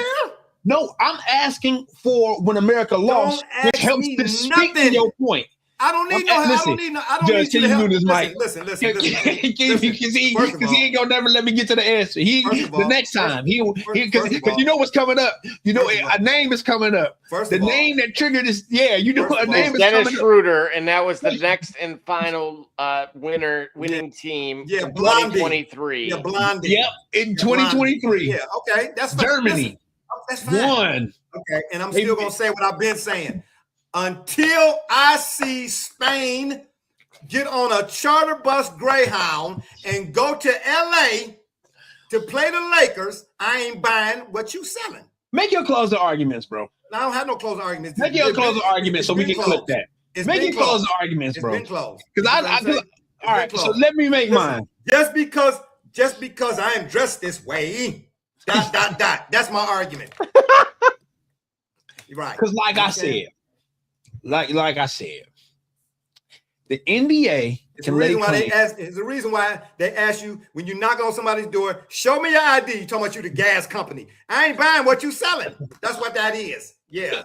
Yeah, ma'am. I just want to let you know I'm here from AT&T. Yeah. I ain't no imposter, see. Yeah, so here go my verification key. Yeah, don't say nothing to me. I ain't buying what you selling. So like I said. Yeah, like AI said, not Iverson. AI said. No, technically it ain't. If you tell AI the sky is green enough, it's going to agree with you. Okay, then. Well, then why you use it? What AI said. Listen, we can go through the litany of things that AI has said to be true. Why they building it? What we doing? Look, okay. Listen. Yeah, exactly. Oh, now all of a sudden AI is irrelevant. No, I ain't saying that. I'm just saying I'm saying whenever you're trying to discredit AI all of a sudden. Listen, you're trying to discredit AI. No, I'm saying AI needs fact check. AI needs the same fact check that Google did. You need to see another source. I don't. When you go to the doctor and you have it, listen. When the doctor say, "Nah, it's benign. It's benign." What do? Go see another source. No, I go home. That's and what go you to sleep. That's what I do. This is me. We ain't talking about you. We talking about me. You understand me? And so, like I said, ladies and gentlemen, the NBA. I'm not buying what he's selling until I see. Cool, because you know what? Here's the deal: the product is gonna be here, whether you like it or not. I don't have to buy it. You don't have to buy it. You don't have to buy it, bro. That's what I'm saying. The product, which is my statement, is not for everybody to consume. They feel free because it stands on its own as solid. They're choosing not to enjoy. The fact of what I'm saying is on them, and they'll miss out on the reward. Okay. All I'm saying, ladies and gentlemen, is the United States sends its professional basketball, their National Basketball Association players to represent them internationally. And anytime that they've won the collection of games, anytime come over here, get out of here. Here we go. Anytime the United States has won an international tournament, the players representing the United States that have won a national tournament are all NBA veterans since 1992. When the United States has failed to win an international tournament, the team that wins the international tournament is led by an NBA veteran. And further to the point, it has been a trend. It has been an abundance of NBA veterans leading teams to international play that are not first or second options on the NBA team, which speaks to the fact that that teams can be led internationally by NBA veterans that are not that are not leaders of their own NBA team, meaning the second or third best can help represent a team internationally to win. This is why the concentration of NBA basketball, whether it be domestic players like Kevin Durant or Steph Curry or LeBron Raymond James or Vincent Lamar Carter or Kobe Bean Bryant or Michael Jeffrey Jordan or Larry Bird historically. Okay, yeah, we got it. Or Nikola Jokic or Dirk Nowitzki. That's not how you pronounce his name, but okay. Okay, keep going.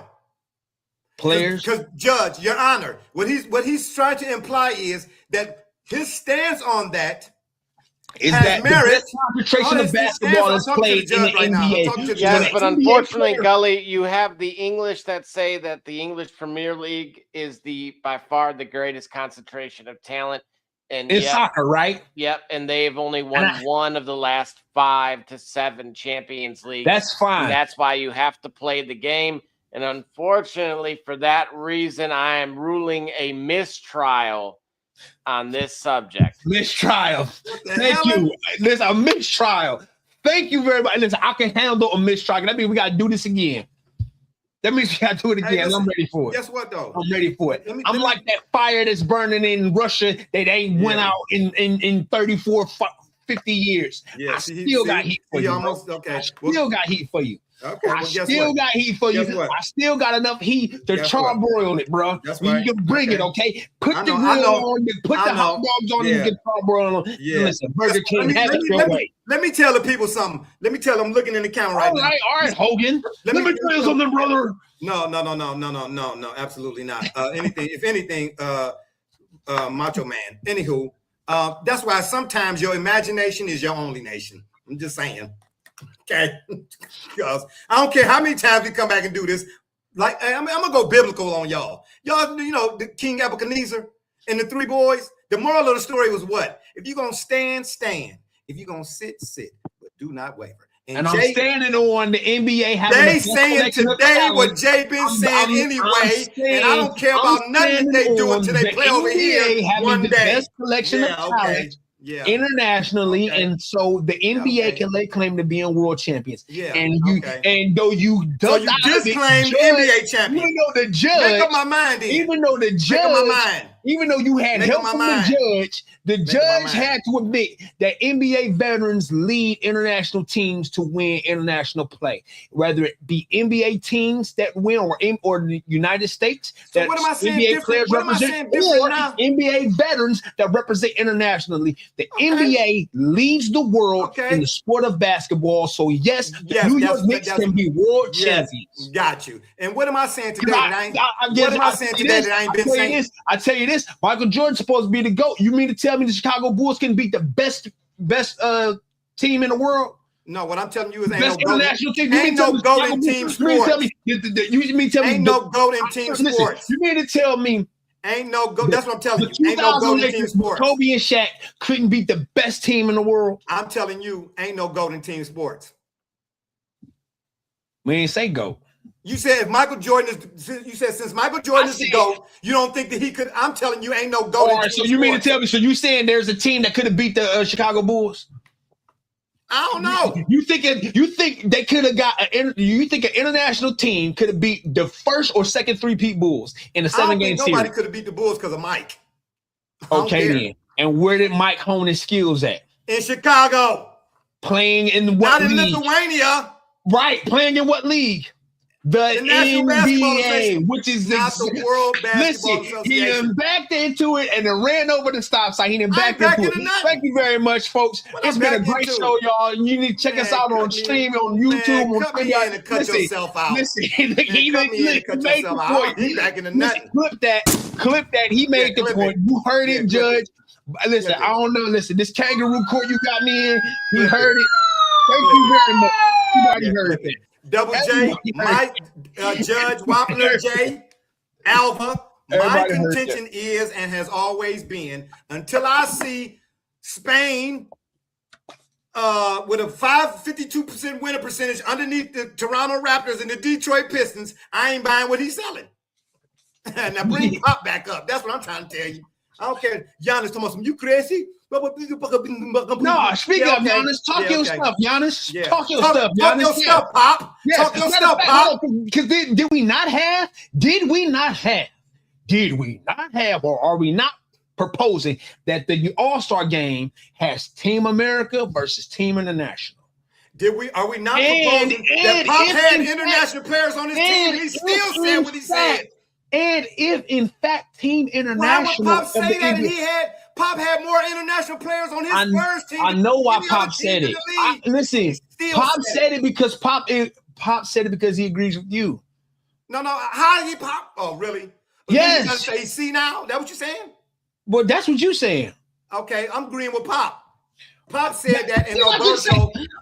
Listen, Pop had Boris Diaw. What are we doing, Double J? I just said Pop agree with you. What are you saying? He see now, then you just wanted to say, listen, senility is a fragile thing, and we just said it. Pop said what he said.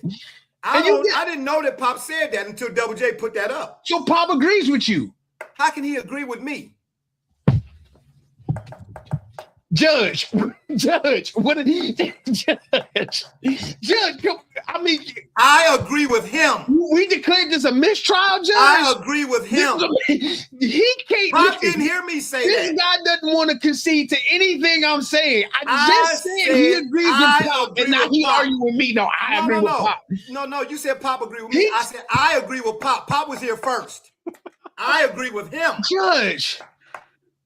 When is 1 plus 2 not equal 2 plus 1? When in history has that happened? When you use Common Core math. Judge. And when you declare the mistrial, and this, listen, look, Judge. Hey, and I'm declaring a just gave him his, I just gave him his concession. Hey, and he won't take it, Judge. Come on. Man. Until I see what I said I want to see, I ain't seeing nothing you saying. All right, man. Nothing. Nothing. You understand me? Yeah, that's what I'm trying to tell you, world champion, NBA champion. So that tell me if you go put on a cop uniform, and I'm talking about not when it's Halloween, you're a police officer? No, you're not. You're an imposter. You understand me? And like AI, not Iverson said, yeah. AI. Yeah, AI. Yeah, y'all use it for everything else. Well, don't discredit it now. I don't. Yeah, you do. I don't use it for things like this. But do you use it at all? And if I use AI, I said, do you use it at all? Listen, no, bro. You ain't about to do it. I already told you. Do you use it at all? Listen, whatever AI gives me, it at all? I'm validating, bro. Listen, do you use it at all? You know where we used to work. What do you need? What do you need? Listen, hold on. You know where you used to work at all? You know where you used to work. Do you use what do you also need in order for that product to move? A check buy. Do you use it at all? Do you use it at all? If you use it at all, then we're not finna play selective perception. If you use it at all. Because you are. You in fact are doing it. I just told you AI requires a check buy. And neither you or I could be that guy to say what AI is saying is not a lie. Well, I tell you what. Yeah, that sounds like a lot of flowery rhetoric. Oh boy, my gosh. Yeah, okay. Yeah, got you. Wow. And you can clip that. Wow. Yeah, clip that. Yeah, Double J. And when you clip that, matter of fact, do it just like you would some toenails. When you clip that, throw it in the trash. Double J, please, Judge. Garbage. You know why we saying clip that, right, Judge? Judge, what do we need to do to make sure that when we clip that, what do? We do a check buy. And we verify. I did not tell a lie. I am that guy. Okay, thank Dr. you. Seuss. Next topic, all right, please. Dr. Seuss. Yeah, clip right. That. Yeah, okay, Dr. Clip Seuss. That. Yeah, clip it. And make sure you include what Pop said too. Clip that. Yeah, clip it. Because what we ain't finna do is use what AI at your convenience. You know what I'm trying to say? Yeah. No. Oh, you want to use it. Yeah. Oh, when it fit the narrative, like, oh yeah, then it's factual. You know what I'm saying? When have I ever done that? When have I ever done actual. When have I ever done that? When have I ever given you an AI result? I'm like, yo, AI say this, and I'm gonna go with it. Hey, every day. I do not. I've never. Okay, now he up here. Now he the Lion King. He done perjured himself. Now he the Lion King. Himself, Judge. Man, he lying like a rug. He done perjured himself. Like I've never given him an AI and just said run with it. I've never done that. Lying like a rug. Lying like a rug. Judge, I've never done that. Sorry, you ain't gonna see. You're not gonna finna sell me. I'm sorry, you can't sell me. You know what I'm saying? Until I see it, ain't nothing else to talk about. Well, you got them glasses on. You need to check your strip. I don't need to check nothing. I don't need to check nothing. You know what I'm saying? Checkmate. What you talking about? Judge, yeah. Are we going to a commercial break ever? Because we can talk about this. We can talk about Yes, we are. And we're going to get into the Browns quarterback one situation right after these. We can talk about it 100 million times. And Jay's asking. Private parties at Legacy Adventure Park. What all do you get? A personal guide to lead you through the day. A private shelter with your gear prepped for gameplay. Shuttles to and from 7 of the best fields in the state. Safe zones to watch the gameplay risk-free. And all the food, drinks, and gear to keep you in the game. Book your private party today at Legacy Adventure Park. This is Josh Cribbs, 3-time NFL Pro Bowler, all-decade return specialist. And you're listening to the Shop Report. Cleo Miller, former Cleveland Browns, and you're listening to the Shop Report. Hi, this is Dick Ambrose. You're listening to the Shop Report, and go Browns. Hey, this is the top dog, Hanford Dixon. Listen to the Shop Report. This is Ernest Viner, and you are listening to the Shop Report. Hey everybody, Jimmy Has from Cleveland Browns, and I can tell you my favorite podcast is the Shop Report.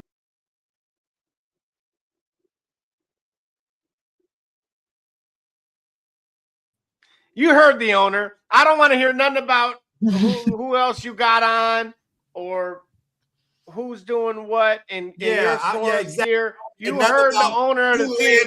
Yes. My bad, Double J. I'm sorry. Yeah, you keep going. I don't want to hear nothing about who led, who win, and all that type of stuff. Sim and all that. Yeah, because I could have did that too. Like, yeah, chilling time, killing, always willing, never illin', ain't no thing, can't complain. Put that in your crock pot. Flip your toenails and all that type of stuff. Yeah, Judge Double J. Throw it up on the screen there, right there. Throw it on up. This dude gonna try to tell me.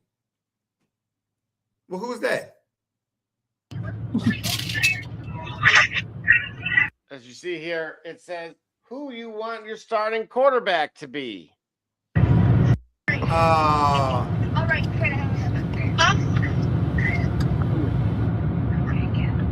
Uh-oh.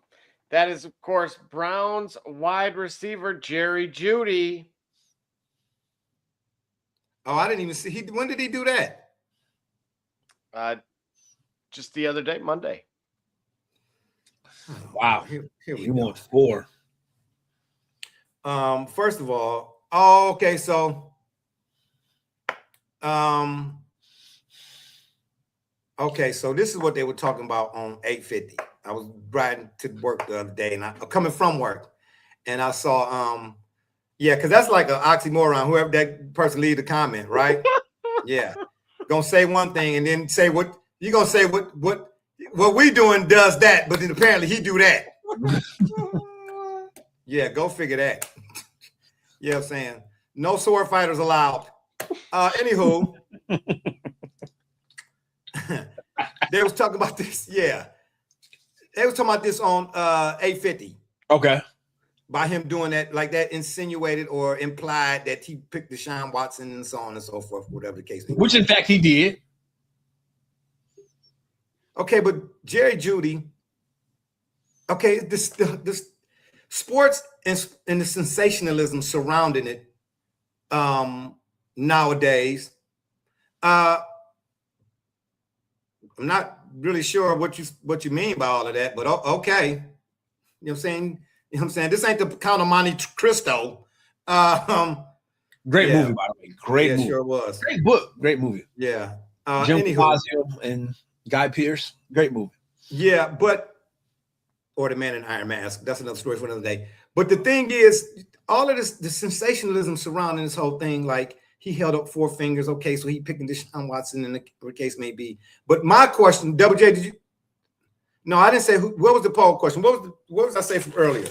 What was the question itself? Not who should be the Browns quarterback, but hold on, bear with me for a second here. I said,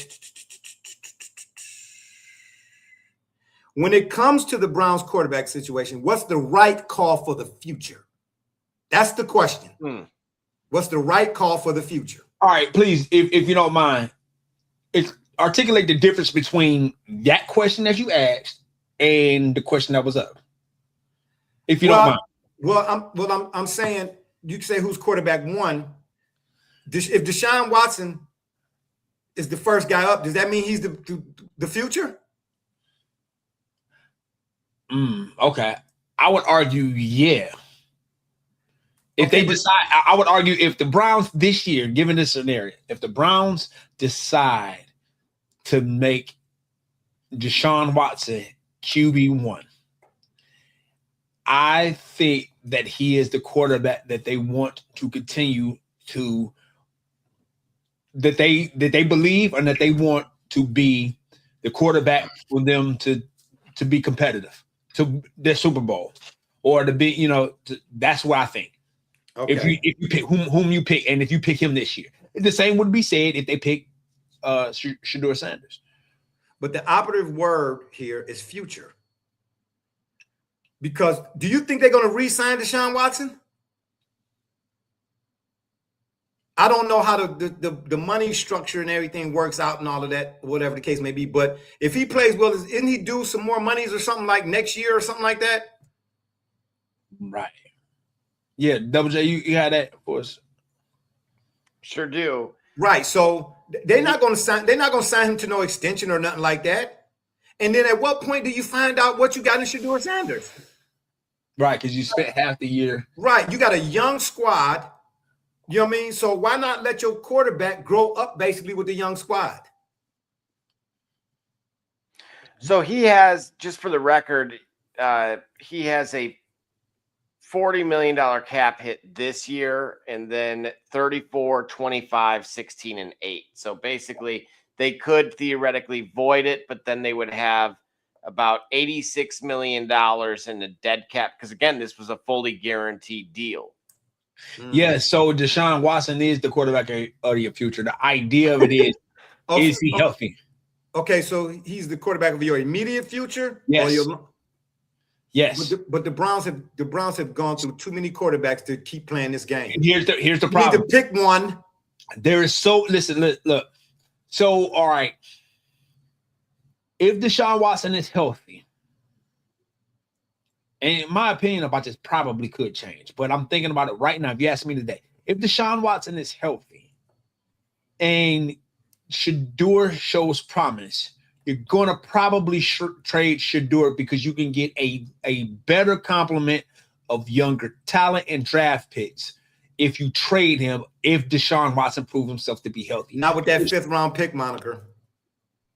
What you think? No. See, here's the deal with that. I didn't say 5th round talent. I said 5th round pick. They're going to use that to try to diminish or minimize. Okay, so you know how negotiations go. So the Browns have to negotiate themselves out of this current situation. How could they do that knowing all the money that they have to pay if they decide to go the way of Shedeur now and then let Deshaun Watson's cap hit languish and like a cavity?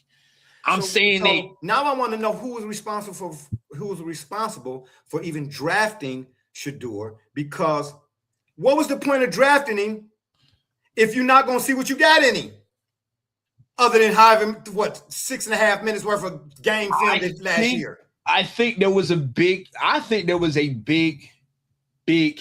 decision to make because Deshaun Watson, I don't know if they knew how healthy he would be. And I think Deshaun Watson proved the problem with Deshaun Watson is he's proven a lot of people wrong. He's healthy, he's ready to go, and I think he's talent-wise, he ain't lost as much. Now, he hasn't been nearly as active in the last 4 years. I mean, it's been 4 seasons now since we've had him, right? This is like his is this coming up his 5th year as a Brown? fifth season. Yeah, but at the end of the day, what our friend of the show has told us on multiple occasions, our friend who played in the league has said what? Shirts and shorts don't tell you. Shut the door. Excuse me. Right. It's when they put them pads on. When they put them pads on, because he said when he was with the Ravens, they had a guy, no names, who in the shirts and shorts period of the whole training camp that year was balling out. And the media, like they're doing here in Cleveland, I keep seeing clips of Deshaun Watson and Shador. They say, and the caption reads, Shador aired it out, a bomb to Boston, and it was a 5-yard pass. Mm-hmm. Like, for real? Double J, what happened? Oh, okay then. Look, okay, a little monologue time, huh? Okay then. You know what I mean? So, I don't like. Yeah, thank you. You're talking, bro. I don't care. I'm talking to us, not me. I don't want to see me and me. You're not supposed to be looking at you. You're supposed to be looking at the camera because that's our fans. Hey, ho. First of all, you're not gonna tell me what I need to be doing. All right, clearly, right. I can't tell you anything else. Okay, don't tell me nothing. Okay, I'm telling you, I don't want to see just me. Whether I'm supposed to be looking at the camera or other not. You know what I'm saying? Like Michael say, he. Anyway, at the end of the day, cats flying around in shorts and shirt, that don't mean nothing, bro. Right. It's when they put them pads on. That's when I think we'll see who's what. But at the end of the day, being that I've been watching the Browns since 1845, they need to pick one. Right. They should have picked one. Just name one and call it a day. I get it. I think the reason why Deshaun, why it's a competition, having been out there at the facility and chopped it with the Myles Garrett's and the Jerry Judys and the Joe Flacco's when they was here, and in the Hanford Dixons and all them type of cats. And you seen y'all come on now, y'all seen the little commercials and all that type of stuff. You know what I'm trying to say? I think that Deshaun Watson's name is still in the mix because of the money. Because of the money. You spend $400 million. I know that ain't. I'm just being facetious here. On a TV, you're gonna want to keep giving that TV admission. See if it work. Is it new batteries? Do I need to call a service repair man? Because you just can't. How can you sleep at night knowing you spent all that money and whatever you spent that money on don't work? Right. I'm just saying. So if there's even a remote opportunity situation where it might be, I gotta see if you can get some. Yeah, if you can get some viable production out of Deshaun Watson, then I'm like, whoo, okay, so it wasn't whoo. Right. You know what I'm saying? We ain't wasted all. But then again, my concern is, and I'm not saying I dislike Watson or whatever the case may be, because I still don't understand the fall off. Well, maybe wait. When he was his last year with the Texans, the time did he miss a year before getting picked up by the Browns? Yeah, I think he had an injury. He had an injury year. Yeah, his last season with the Texans. Then the dark cloud came. I don't see. Yeah, I don't know. All I can do is go off when they played against the Ravens. I said, okay, that's the guy that was second to Aaron Rodgers when he was at Houston in the MVP voting were running that year. Right. Double J. Well, I mean, what was Watson's numbers? You know, I'm not really a soul numbers guy, but he had passed for almost like what 5,000 over 5,000 yards, like 4,500 yards or something. Yeah, it was something ridiculous that year. He was like. He was more than just productive. Like he was elite. That's what I'm trying to say. Yeah. It was just shy of 5,000 yards. It was 4,800. So the one thing I want to address, most people, you know, obviously because hindsight is 40/40. I don't think in the moment any other team wouldn't have did the same thing the Browns did. Correct. Went after him is what I'm saying. Now, I don't know if any other team would have given him the amount of money that the Browns gave him. You understand what I'm trying to say? Clearly not. But any other team would have, they would have, what? Watson? After that season he had? Yeah, go get him. I think this is why the Browns are in a really bad conundrum. Here's why. Because what they did with Watson, you see how it changed and altered the landscape of free agency for everybody, especially quarterbacks. Well, now NFL they have owners, to offer. NFL owners were not happy. Not at all. So the quandary that the Browns in is very much punitive. And I think owners probably collectively are not going to be keen to offer anything that would even remotely help them, even if they say, for example, even if a team say, you know what, we really could use Shedeur Sanders. He is probably the next, like, let's say Shedeur proves himself to be a quarterback that would be ideal for Minnesota, for example, right? Because they got a situation they got to rectify, given that they let Sam Darnold walk away to a Super Bowl in the way that they did. So let's imagine the team figure out that, you know, Shedeur is going to play well. He's going to be the guy that we can work with. It's like, well, he's a Brown. So if we need him, how much are we going to give Cleveland that messed up the entire league because of because of the way that they went about their previous quarterback situation? So it's going to be punitive. But when it comes to NFL, though, in particular, yeah, regardless of position, anytime it comes time for a player to get paid or he outplays his contract, they're going to always try to find a way to minimize it, regardless of how much money they give you or not give you or whatever the case may be. You ain't got to be asking for Deshaun Watson money. You could be asking for second-tier wide receiver money. Yeah. I don't know what that actual number is, but anytime a guy say, hey, look,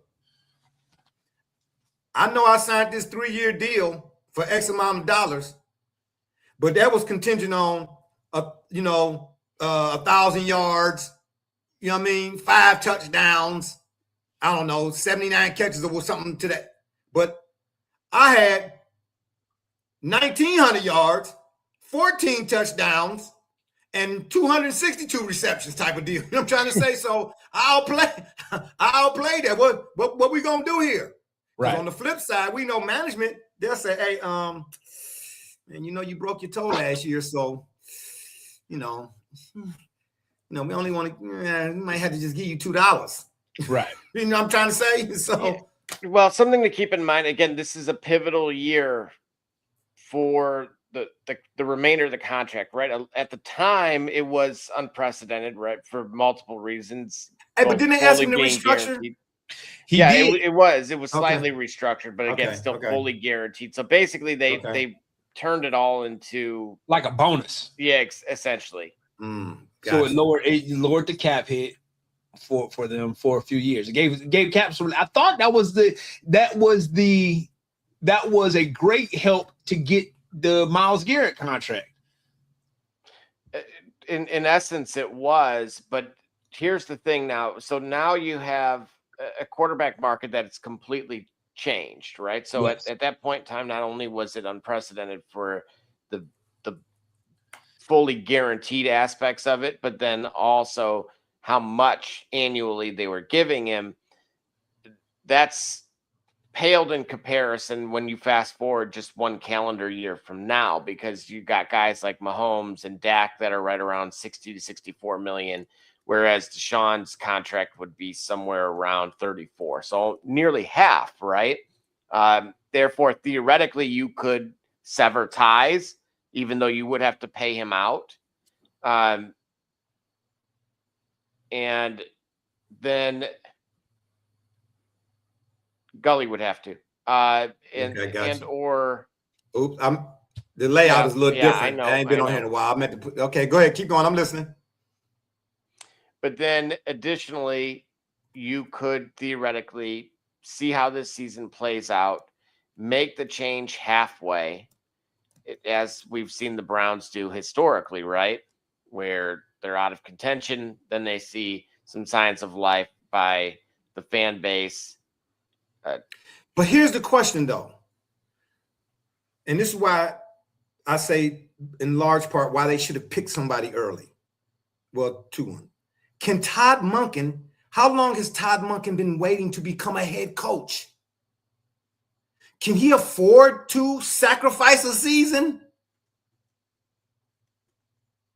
And again, the second point of that is, why not pick a guy from the beginning? Because it's almost like in college when they do the 2 quarterback thing. One guy, how do you expect, how can a guy get a rhythm? Especially when it's in the NFL, you know, everything is so ratcheted up.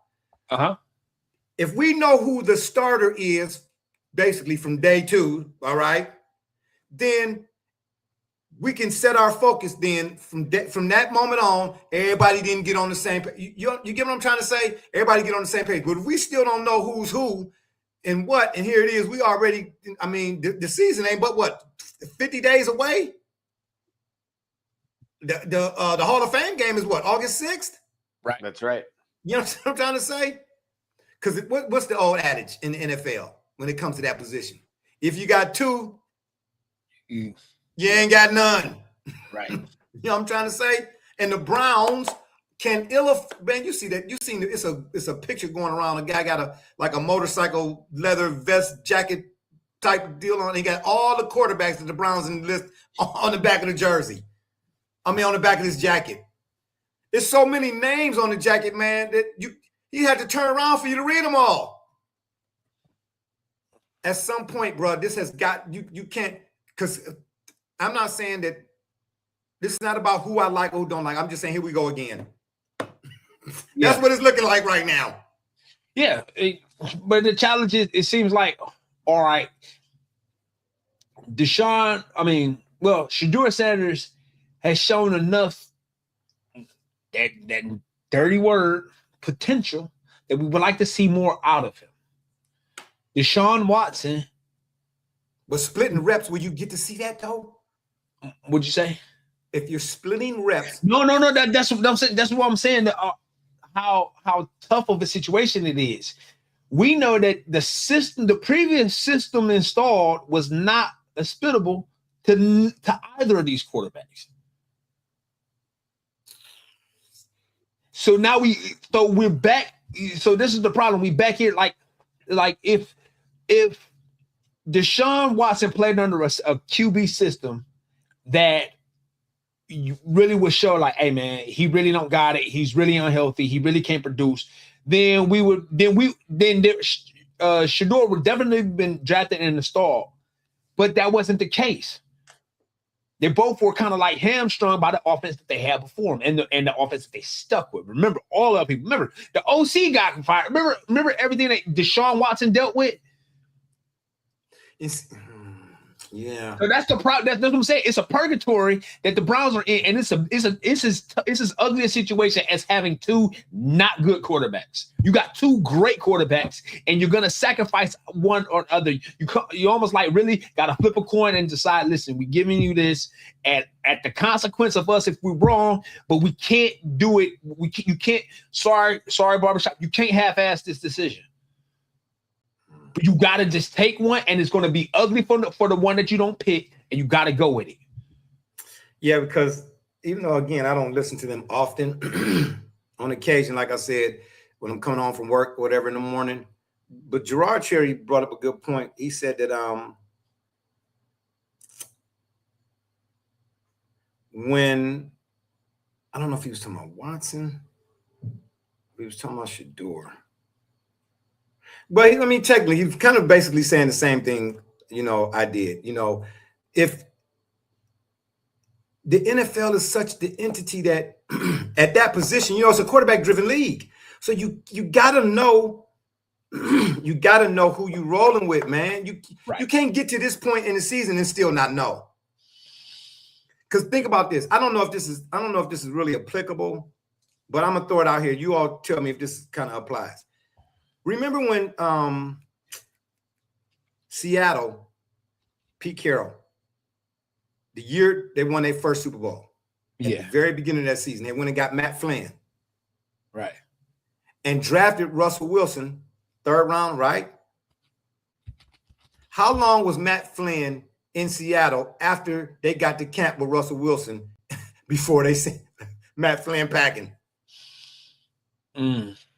It didn't take long. In other words, Pete Carroll said, and all of them have, even in the book I'm talking about Jerry Kramer and Vince Lombardi, Tom Landry, Vince Lombardi, Paul Brown, they all basically said what Pete Carroll said that particular year. He said, in order to basically win a championship, we have to, even before we even get to camp, establish one common ground type of deal. You know what I mean? Everybody has to be in the building. It's got to be championship mentality.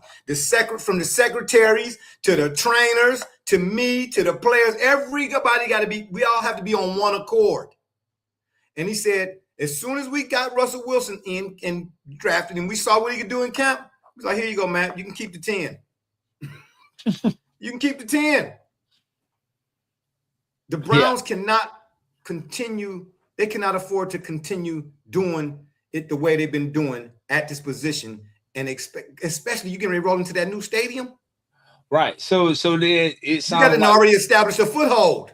So would you have? Are you saying now the future is on Shedeur, and you would pick Shedeur? Would you, or would you? What are the qualifiers or disqualifiers of that decision? Realistically, you go with the veteran. Mm. You know what I'm saying? Well, you know what? We're going to turn this over to the local media, and we're going to grab their reaction on the topic. Yeah, that's hey, Riz is my boy, man. Let me get this job. Why? I have no idea, because he's not part of our future. But the Browns are going to run him out there anyway. Oh, can you rewind that back to the beginning? Coincidence? Go. Yeah, go back to the beginning. Because I didn't catch the very first part. It sounded like Riv was already talking when it first popped in. Most around the league expect Watson, the veteran, to get this job. Why? I have no idea, because he's not part of our future. But the Browns are going to run him out there anyway. Chris, is it a coincidence that the Browns wouldn't even say anything good about Shedeur after he finished the season 3-4? And now, all of a sudden, just before training camp, they're saying that he looks pretty good, that he's improved, that he could start, is what the coach said. Is it what a coincidence? Why? Boy, he must have really made some strides. How do you feel if Watson starts? Riz, I'm expecting it. Not that I want it. I'm expecting it. You are expecting it? Yes. Interesting. Yeah. You got to go with the veteran, right? What you say?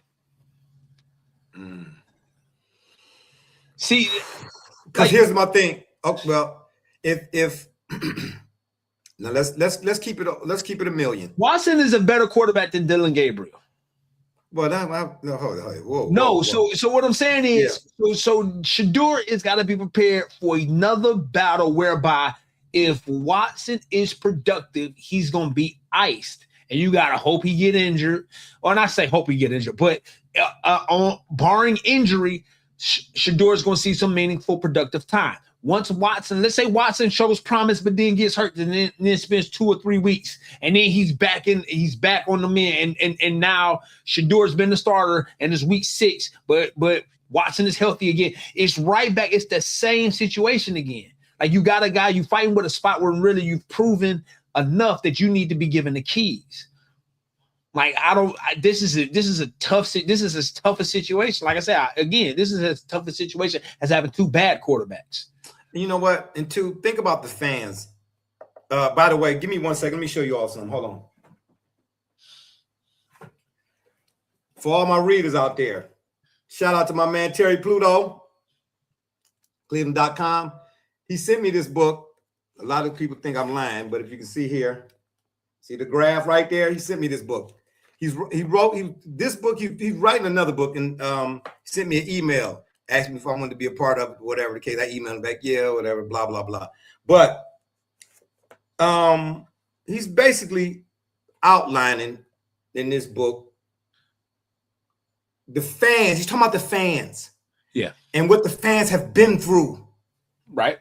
In regards to this whole thing. Yeah. So if you're a fan, I'm not to the same extent I was, because I mean, after Red Right 88, the drive and the fumble, I mean, I was hanging on by, y'all seen my hair, you know what I'm saying? Propecia, cradle cap, it ain't coming back. I'm just saying. The allowance, if you're a fan, I'm talking about somebody who's still, you staunch. How much time are you going to allow for Deshaun Watson to make a mistake? Because if they put him out there, the pressure for him not to make him, he got to play perfect every week. But that's been the case for him. No, not like it is now. Okay, no, I'm not saying no. I'm not. Maybe it's so, but now, now it's to the 10th power. Yeah. If you start a guy like Shador, yeah, he got his detractors and all that, but there may be a little bit more room for allowance if he makes mistakes. You understand what I'm trying to say? Right, because you see, so if in other words, if Shador throw an interception, you're gonna have your and your but it may 10 people might say that 10 people might say, but give him a chance. But if Deshaun Watson throw an interception, bro, all 28 people gonna be like, get that. And then all of a sudden you're gonna keep hearing, you're gonna hear again about the, Yep, the dark cloud. You know what I'm saying? You're gonna hear about the, the massage therapies and stuff, the chiropractors. You know what I'm trying to say? You're gonna hear about the cash. You know what I'm trying to say? Get rid of his ash. You know what I'm trying to say? You know what I'm trying to say? Yeah. You certainly something to hear, yeah. Bruh, he gonna have to wear a disguise. So is the team built for either of them to be successful immediately? Or is this a rebuilding year anyway? And that is what the problem. If you get contributions though, because like how long did it take for for people to see Harold Fannin play and be like, oh, okay, he a keeper? And I asked the question again, can Monken afford for this to basically be a rebuilding year? Don't sound like it, no. That's what I'm trying to say. He been waiting too long to be a head coach, bro. Yeah. He been waiting too long to be a head coach, bro. No, you on the clock. Yeah. All right, really quickly, guys, to move on to the next topic here. We have the MLB trade deadline, and the subject of discussion has been, well, as long as I ain't get traded, none other than Tarek Skubal, obviously two-time Cy Young winner. There's obviously a number of things on the horizon, right? They can move on from him. His agent Scott Boras has been historically essentially like Drew Rosenhaus, right?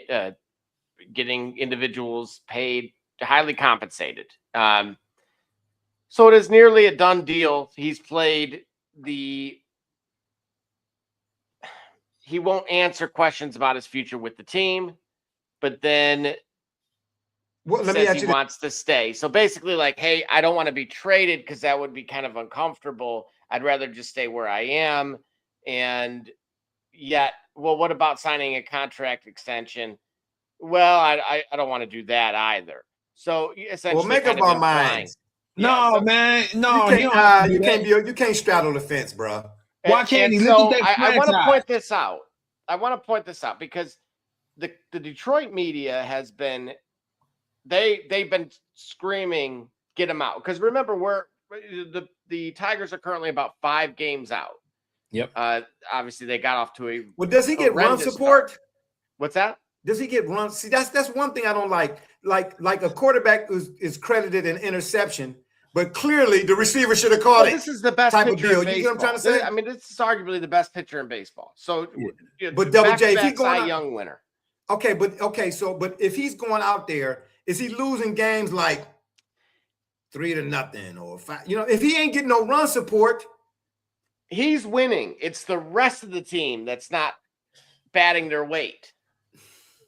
So right, so that's why he's in the spotlight then, though. Yeah, because he could be non-committal. Yeah, so this makes sense why he could be non-committal. Exactly. Correct. Well, there's to both of your points. It's also why the fan base is torn because they would love to keep him, but he's non-committal, and quite frankly, even the local media suggests that they don't want to pay him $400 million, and there's the possibility of a lockout next year. I think he's saying, if y'all give me some run support, I'll stay. In addition, he's saying that he wants the team to buy. Now, mind you, he can walk at the end of the year. Well, wait a minute. They're 5 games out. Hold up. Slow down. Close the window. Shut the door. Put the kids to bed. I'm in a lot of times I'm anti-management. But if I'm the Tigers, I ain't falling for that. Well, you're not going to have us go by and then you end up leaving anyway.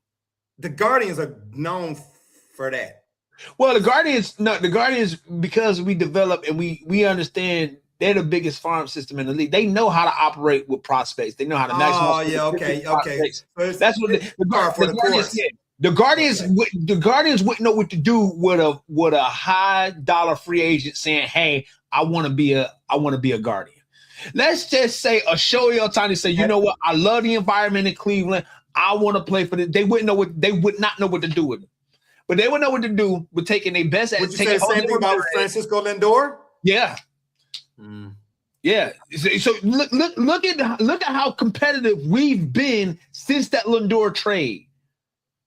I mean, we haven't reached the World Series, but now we were in the ALCS and we've been in the playoffs and we won how many division titles? Well, you can go back to the 90s again too, though, because who did the Guardians really have that was of a Ohtani stature? None of them, man. That was a deep team, though. That's why I say one of the biggest tragedies. I mean, speaking as a homer, they were the collective for real. I mean, they had some. Jim told me and Albert Bell. Albert Bell was he wasn't to the tune of Ohtani. But no, because Ohtani is. All right, so look, Ohtani is what we are told Babe Ruth was. He may, in fact, be better because, again, look at the landscape of the environment that he's playing in. All the guys are home. You follow me? Everybody's at home. What I mean by that, everybody's domestic inside of the confines. I know he was going with that. That's why I didn't acknowledge it. No. What I'm right, but yeah. So that makes Ohtani a world champion. Shout out to Ohtani. That does. Because Ohtani is one of those guys, you seen what Japan can do internationally. Right. In the World Baseball Classic. Yep. But I'm still have yet to see a Dodger uniform in the World Baseball Classic. I'm sorry, go ahead. What are you saying, Double J? Well, I'm saying this. Moving right along, Steph Curry was not thrilled that LeBron did not pick the Warriors and essentially had stated that's why you can't envision those things without them, before they actually occur. Draymond did re-sign for $27 million, but now you're starting to hear some rumblings that a couple destinations have emerged for Steph, ranging from Charlotte, Miami, and San Antonio. Well, don't know about either of you see Steph Curry in another uniform. I'd rather see Tarek Skubal and play for the Warriors. Hey, I'm just saying, man. You know what I mean? For real. Hey, I'm gonna answer that, but let me go back one click to the baseball thing. One, I think Verlander needs to, at this stage in age, add a knuckleball. I think it will preserve his career. Yeah. Two, the Tigers just need to get rid of Skubal. Sometimes you just got to sometimes you got to say, you know what? You got to make a decision. You got to crossroads. Look, either you're going to go left or right. You know what I mean? Or you go straight in the middle of that divide, and then you'll be a jigsaw. Because, again, anything lost can be found again except for time wasted. How much time you going to waste standing there trying to decide which way to go? Pick one. And then if you get halfway down and see that was wrong, then you turn on around and come right back. You know what I'm saying? It's the whole adage. You fall down, you dust yourself off, can't cry with spilled milk. All of that stuff, all of them things apply. You know what I'm trying to say? Get up and keep on. Move forward. You got, when it happened, move forward. It happens. You know what I mean? But no, to your question, I don't know if I'm Steph, but it's the new norm. How long ago did I say the NBA should have reversible jerseys? But wait, hold on. In the case of Steph, I'm saying at his age and stage of his career. But how old is he? I mean, he's been in the league 17 years. Has it been that long? It's been that long. He going into year 18. Well, I'm kind of acting like because I don't really want to keep looking at the calendar because I keep getting older.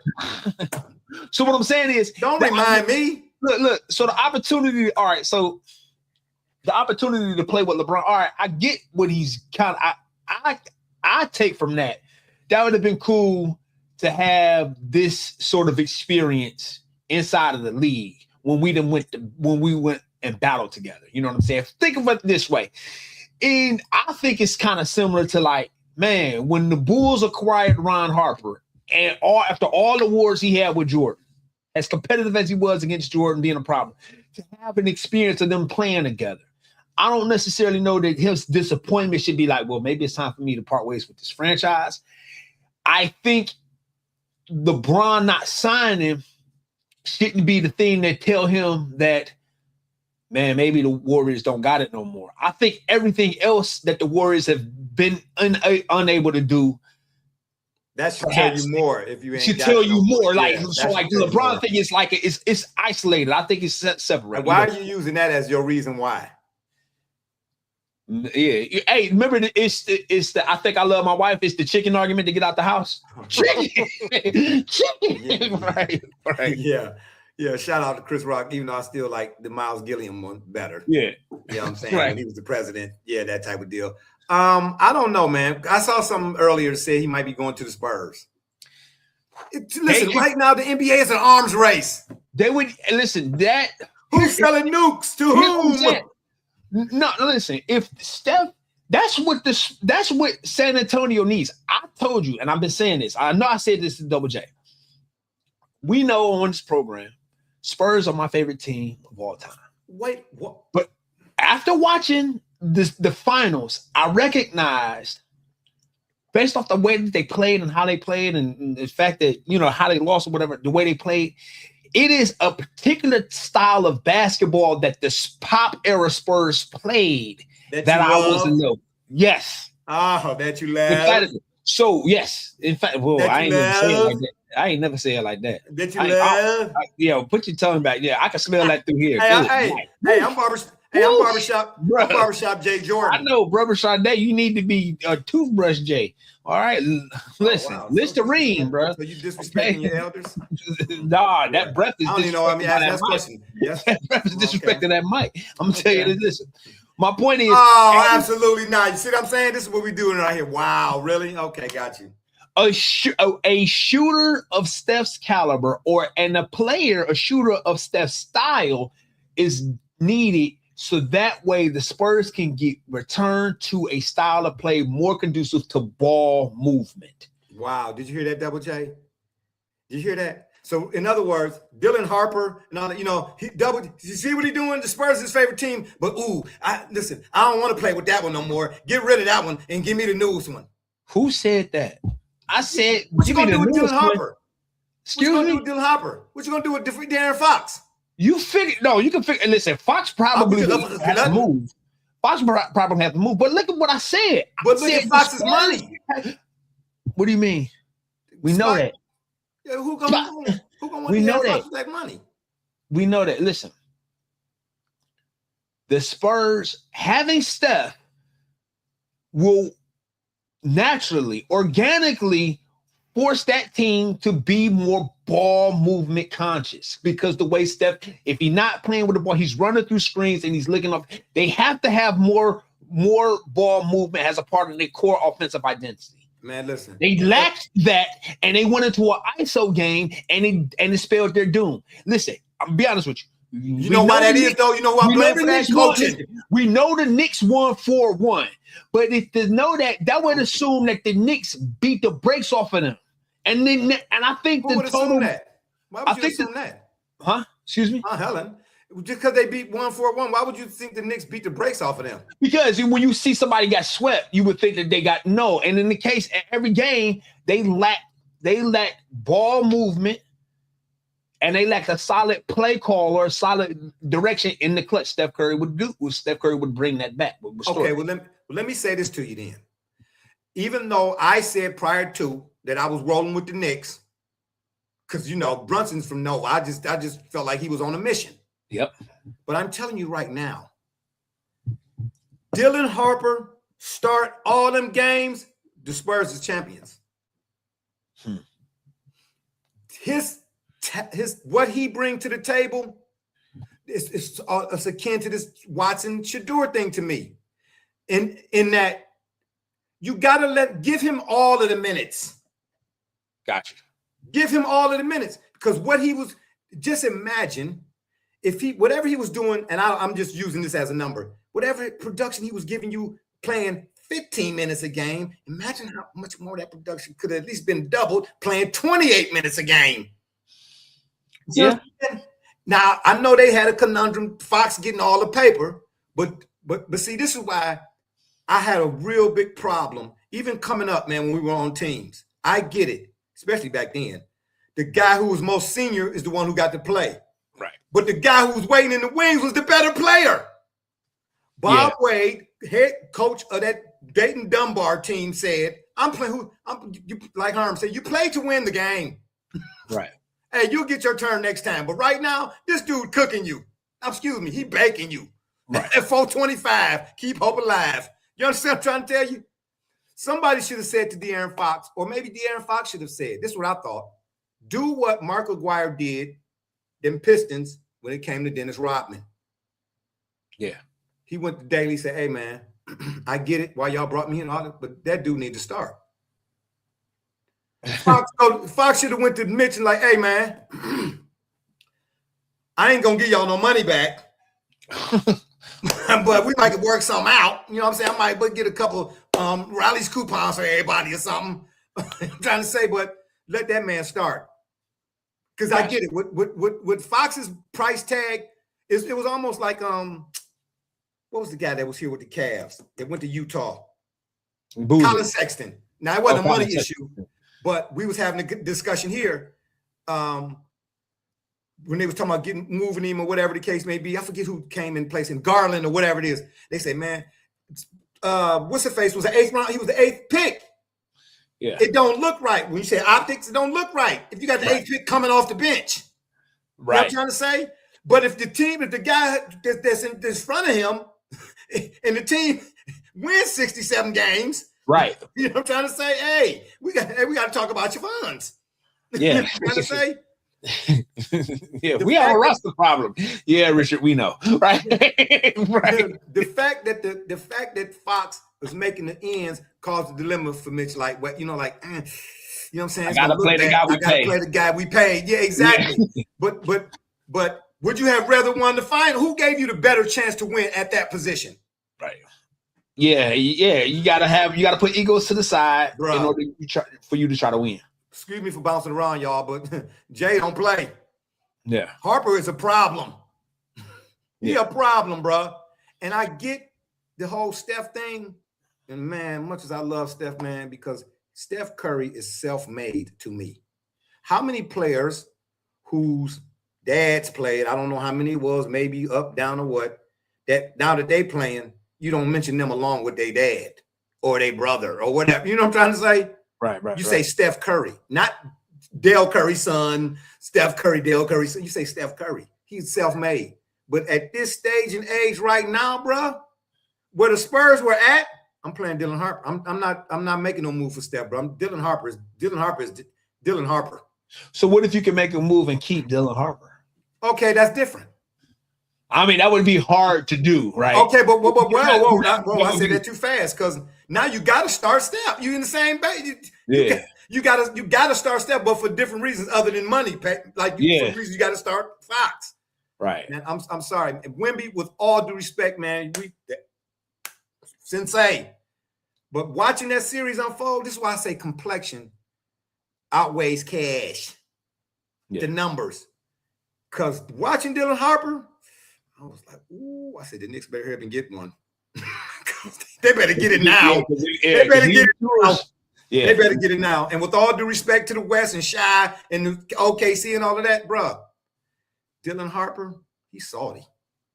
And with his ability, bro, he gonna let the Spurs run into them again in the Western Conference. He gonna punish Shy. He gonna punish him. Yeah. He gonna punish him, man. That dude. Man, he is and where was he? What was he when he got drafted? Was he undrafted? No, I mean, no. I'm sorry, not undrafted. I don't know who I'm thinking of. Brunson was second round. I don't know why I got Brunson on the brain. Harper was drafted when and where? Thank you. Was he top 10 pick?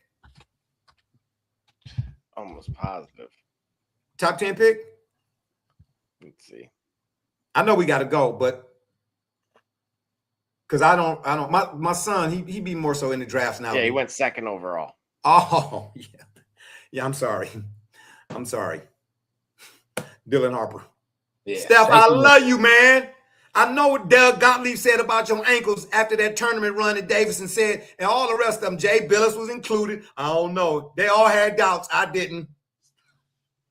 But at this stage and age, man, as much as I love Steph, man, Dylan Harper is my starter. I'm getting rid of Fox. I'll bring in a backup. I'll bring in a Fabricio Roberto or Vinny Del Negro just to maintain. If we got a 15-point lead, Vinny, all I need you to do is go in there and not lose it. I'm trying to say we don't want what Joker had that year that he took shot of 7 games, have no amiable backup, backup. We just need somebody to let Dylan catch his breath, because when he get back out, that dude is. He's proven his talent. He's proven, you went to the finals, so you are in as clutch a situation as you can, and now you know what to do with it. Oh yeah, year 2 with that team. That's my Double J. Continuity means a whole lot. How many minutes per game did he play in the finals? Harp. Because we all know his daddy was a dog. Ask Lynn Bias, man, he rests. I'm talking about 31. How many minutes did Wemby play a game? How many minutes did Fox play per game? Too many. But I do think that ankle thing had played a 36 and a half. Yeah. Give Harp 36 minutes a game. That's what I say, Gully. Woo. Right. Woo. Man, that dude's scary, man. He's one of the few players I've seen. 31 minutes. Yeah, Dylan Harper at 39 minutes. And then De'Aaron Fox had 36. Yeah, see, his measurables match his ability. Yeah. It's almost, I know this might be a reach, but I recall years ago, different sport, but again, this might be a little bit of reach, but I remember watching John Elway at Stanford. Mm-hmm. I wasn't surprised that he beat the Browns 3 times. Because who else on that offensively, that Denver squad going to any type of Hall of Fame? Not none of them receivers, even though they was called the 3 Amigos, not Sammy Winder, not Steve Sewell. That was, you know what I'm saying? He's just that good. He's just that good. You know what I'm saying? Dylan Harper is that good, bro. Sorry. Just is. Yeah, let's go with it now. Okay. All right, ladies and gentlemen, it is your favorite portion of the program. No, not the end. Almost the end, because we got to get going. We got to just be here late. No, thank you. Barbershop, welcome back. What is it? Okay, well, go ahead and get to it. It's Name That Superstar. And of course, for those in the audience, I present to you a individual of my choosing for whatever reasons I feel of picking them. And usually it has some kind of correlation to some show or at least some recency.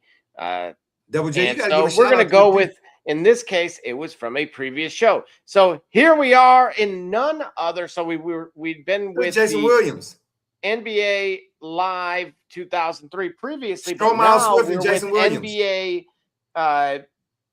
Street Volume 2.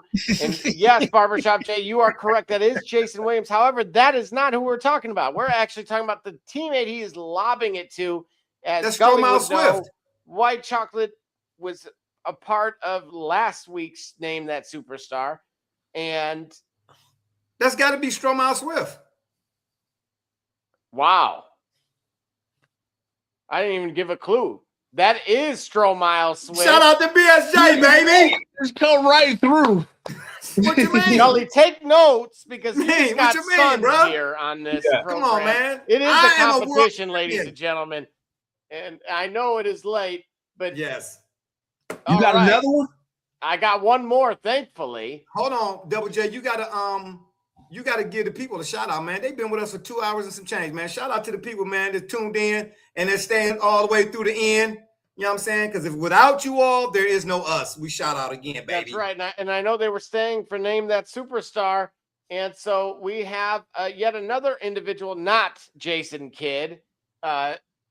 This, of course, is a teammate of his, also an NBA Rodney Rogers. Volume 2. whoever that is, number 7, that y'all, he probably only played one day in the league. Hey, that ain't Rodney Rogers. Nah. You know, Gully, last week's show, why is his head on we backwards? actually went into depth about that particular core of the New Jersey Nets at the time. And this was, of course, one of the pivotal figures in that rotation. And Kerry Kittles? That can't be Kerry Kittles, bro. Man, Kerry Kittles did not look like the bottom of my shoe, bro. Oh man, come on. And why is his head on backwards? Kittles, bro. No, that can't be Kerry Kittles, bro. Nah. Yo, man, what was it? Listen, once upon a time, we thought this was elite graphics, bro. What year? Who did these graphics? You didn't do this, did you? This is compliments of EA Sports Big. Yo, around 2003, NBA Street Volume 2 came out. Well, tell Big I said don't let the sauce be his boss. Okay, next time. All right. So that's right. Again, Kerry Kittles was selected 8th overall in the famous 1996 draft. He was he set an NBA rookie record at the time with 158 three-pointers made. And of course, he was alongside Jason Kidd, as seen in this image here. Horn, Kenyon Martin, Richard Jefferson, Jason Kidd. I forget who the backup point guard was. Yeah, because they went back to back. I think they got swept twice, didn't they? No, they got swept by the Lakers, and they lost in 6 to the Spurs in 2003. Yep, back-to-back NBA Finals appearances. Correct. But who? Keith Van Horn. Who was the center? Who was the center on that team? Jason Williams, the Jason Williams, the guy in the shooting accident. Yeah. Accident. That Jason, unfortunately, yeah. But bro, don't show that picture again, please. You know what I'm saying? You almost had me throw up in my oatmeal. Why was his head on backwards? Right. What I'm trying to say. I love the idea. Okay, I don't love the Knicks, but I love this idea. But maybe can you No, that's the whole point, bro. That's the whole point. That's why you're going back. That's why you're digging back in the crates. Like, you're looking ugly like that. Yes, that's the whole point because they're making a guess. Okay, that was too ugly. Listen, that's what makes it. Look. That's what makes it so remarkable that you figured out that was Strobel Smith. Yeah, how did on earth did you? Listen, you were still giving clues. He was like Strobel Smith. Right, I didn't even say a word yet. He was Jason Williams, Strobel Smith. I'm like, what? Bruh, let me tell you something about my memory. It might be bad or terrible, but it ain't bad. Did I say that right? I don't even know. It might be terrible, but it ain't bad. I got you. So again, Strobel Swift, of course, was the 2nd overall in the 2000 draft to the then Vancouver Grizzlies. Known as one of the best in-game dunkers, as on display here. That's right. Yeah. That's right. Played for Sharif Abdul-Rahim was on that team too. Wasn't Sharif Abdul-Rahim on that team? Yeah, he hadn't got traded to Sacramento yet. That's right. Yeah, post game. And what could have been? Yeah, post game baby. I don't know why y'all come on here trying to test my skills. Don't play me. Play yourself. Yeah, let's get on out here, man. These folks been with us forever and a day. Y'all like that Stromile, baby? Don't play me. These glasses work sometime. You know what I'm saying? I seen that, didn't I? But I can't see what you saying. Clearly, we've established that. And I ain't playing. You know what I'm saying? Now take me off this Zoom call. I ain't got no pants on. I'm just saying. All right, man. Yeah, it's been fun, bro. It's been fun. Yeah. Salute. Yeah. Thanks to everybody. Hey, well, one more time though, man. Shout out to the peoples, man. Shout out to the people, man. All of them folks still tuning in, man. Hey, stop frying bacon. All the people still tuning in, man. How can you say we don't win? Oh, let me stop. Don't do that. Hi. I'm over here groping myself on TV. Take us out. Deuces. The boy Jay, I'm out, baby.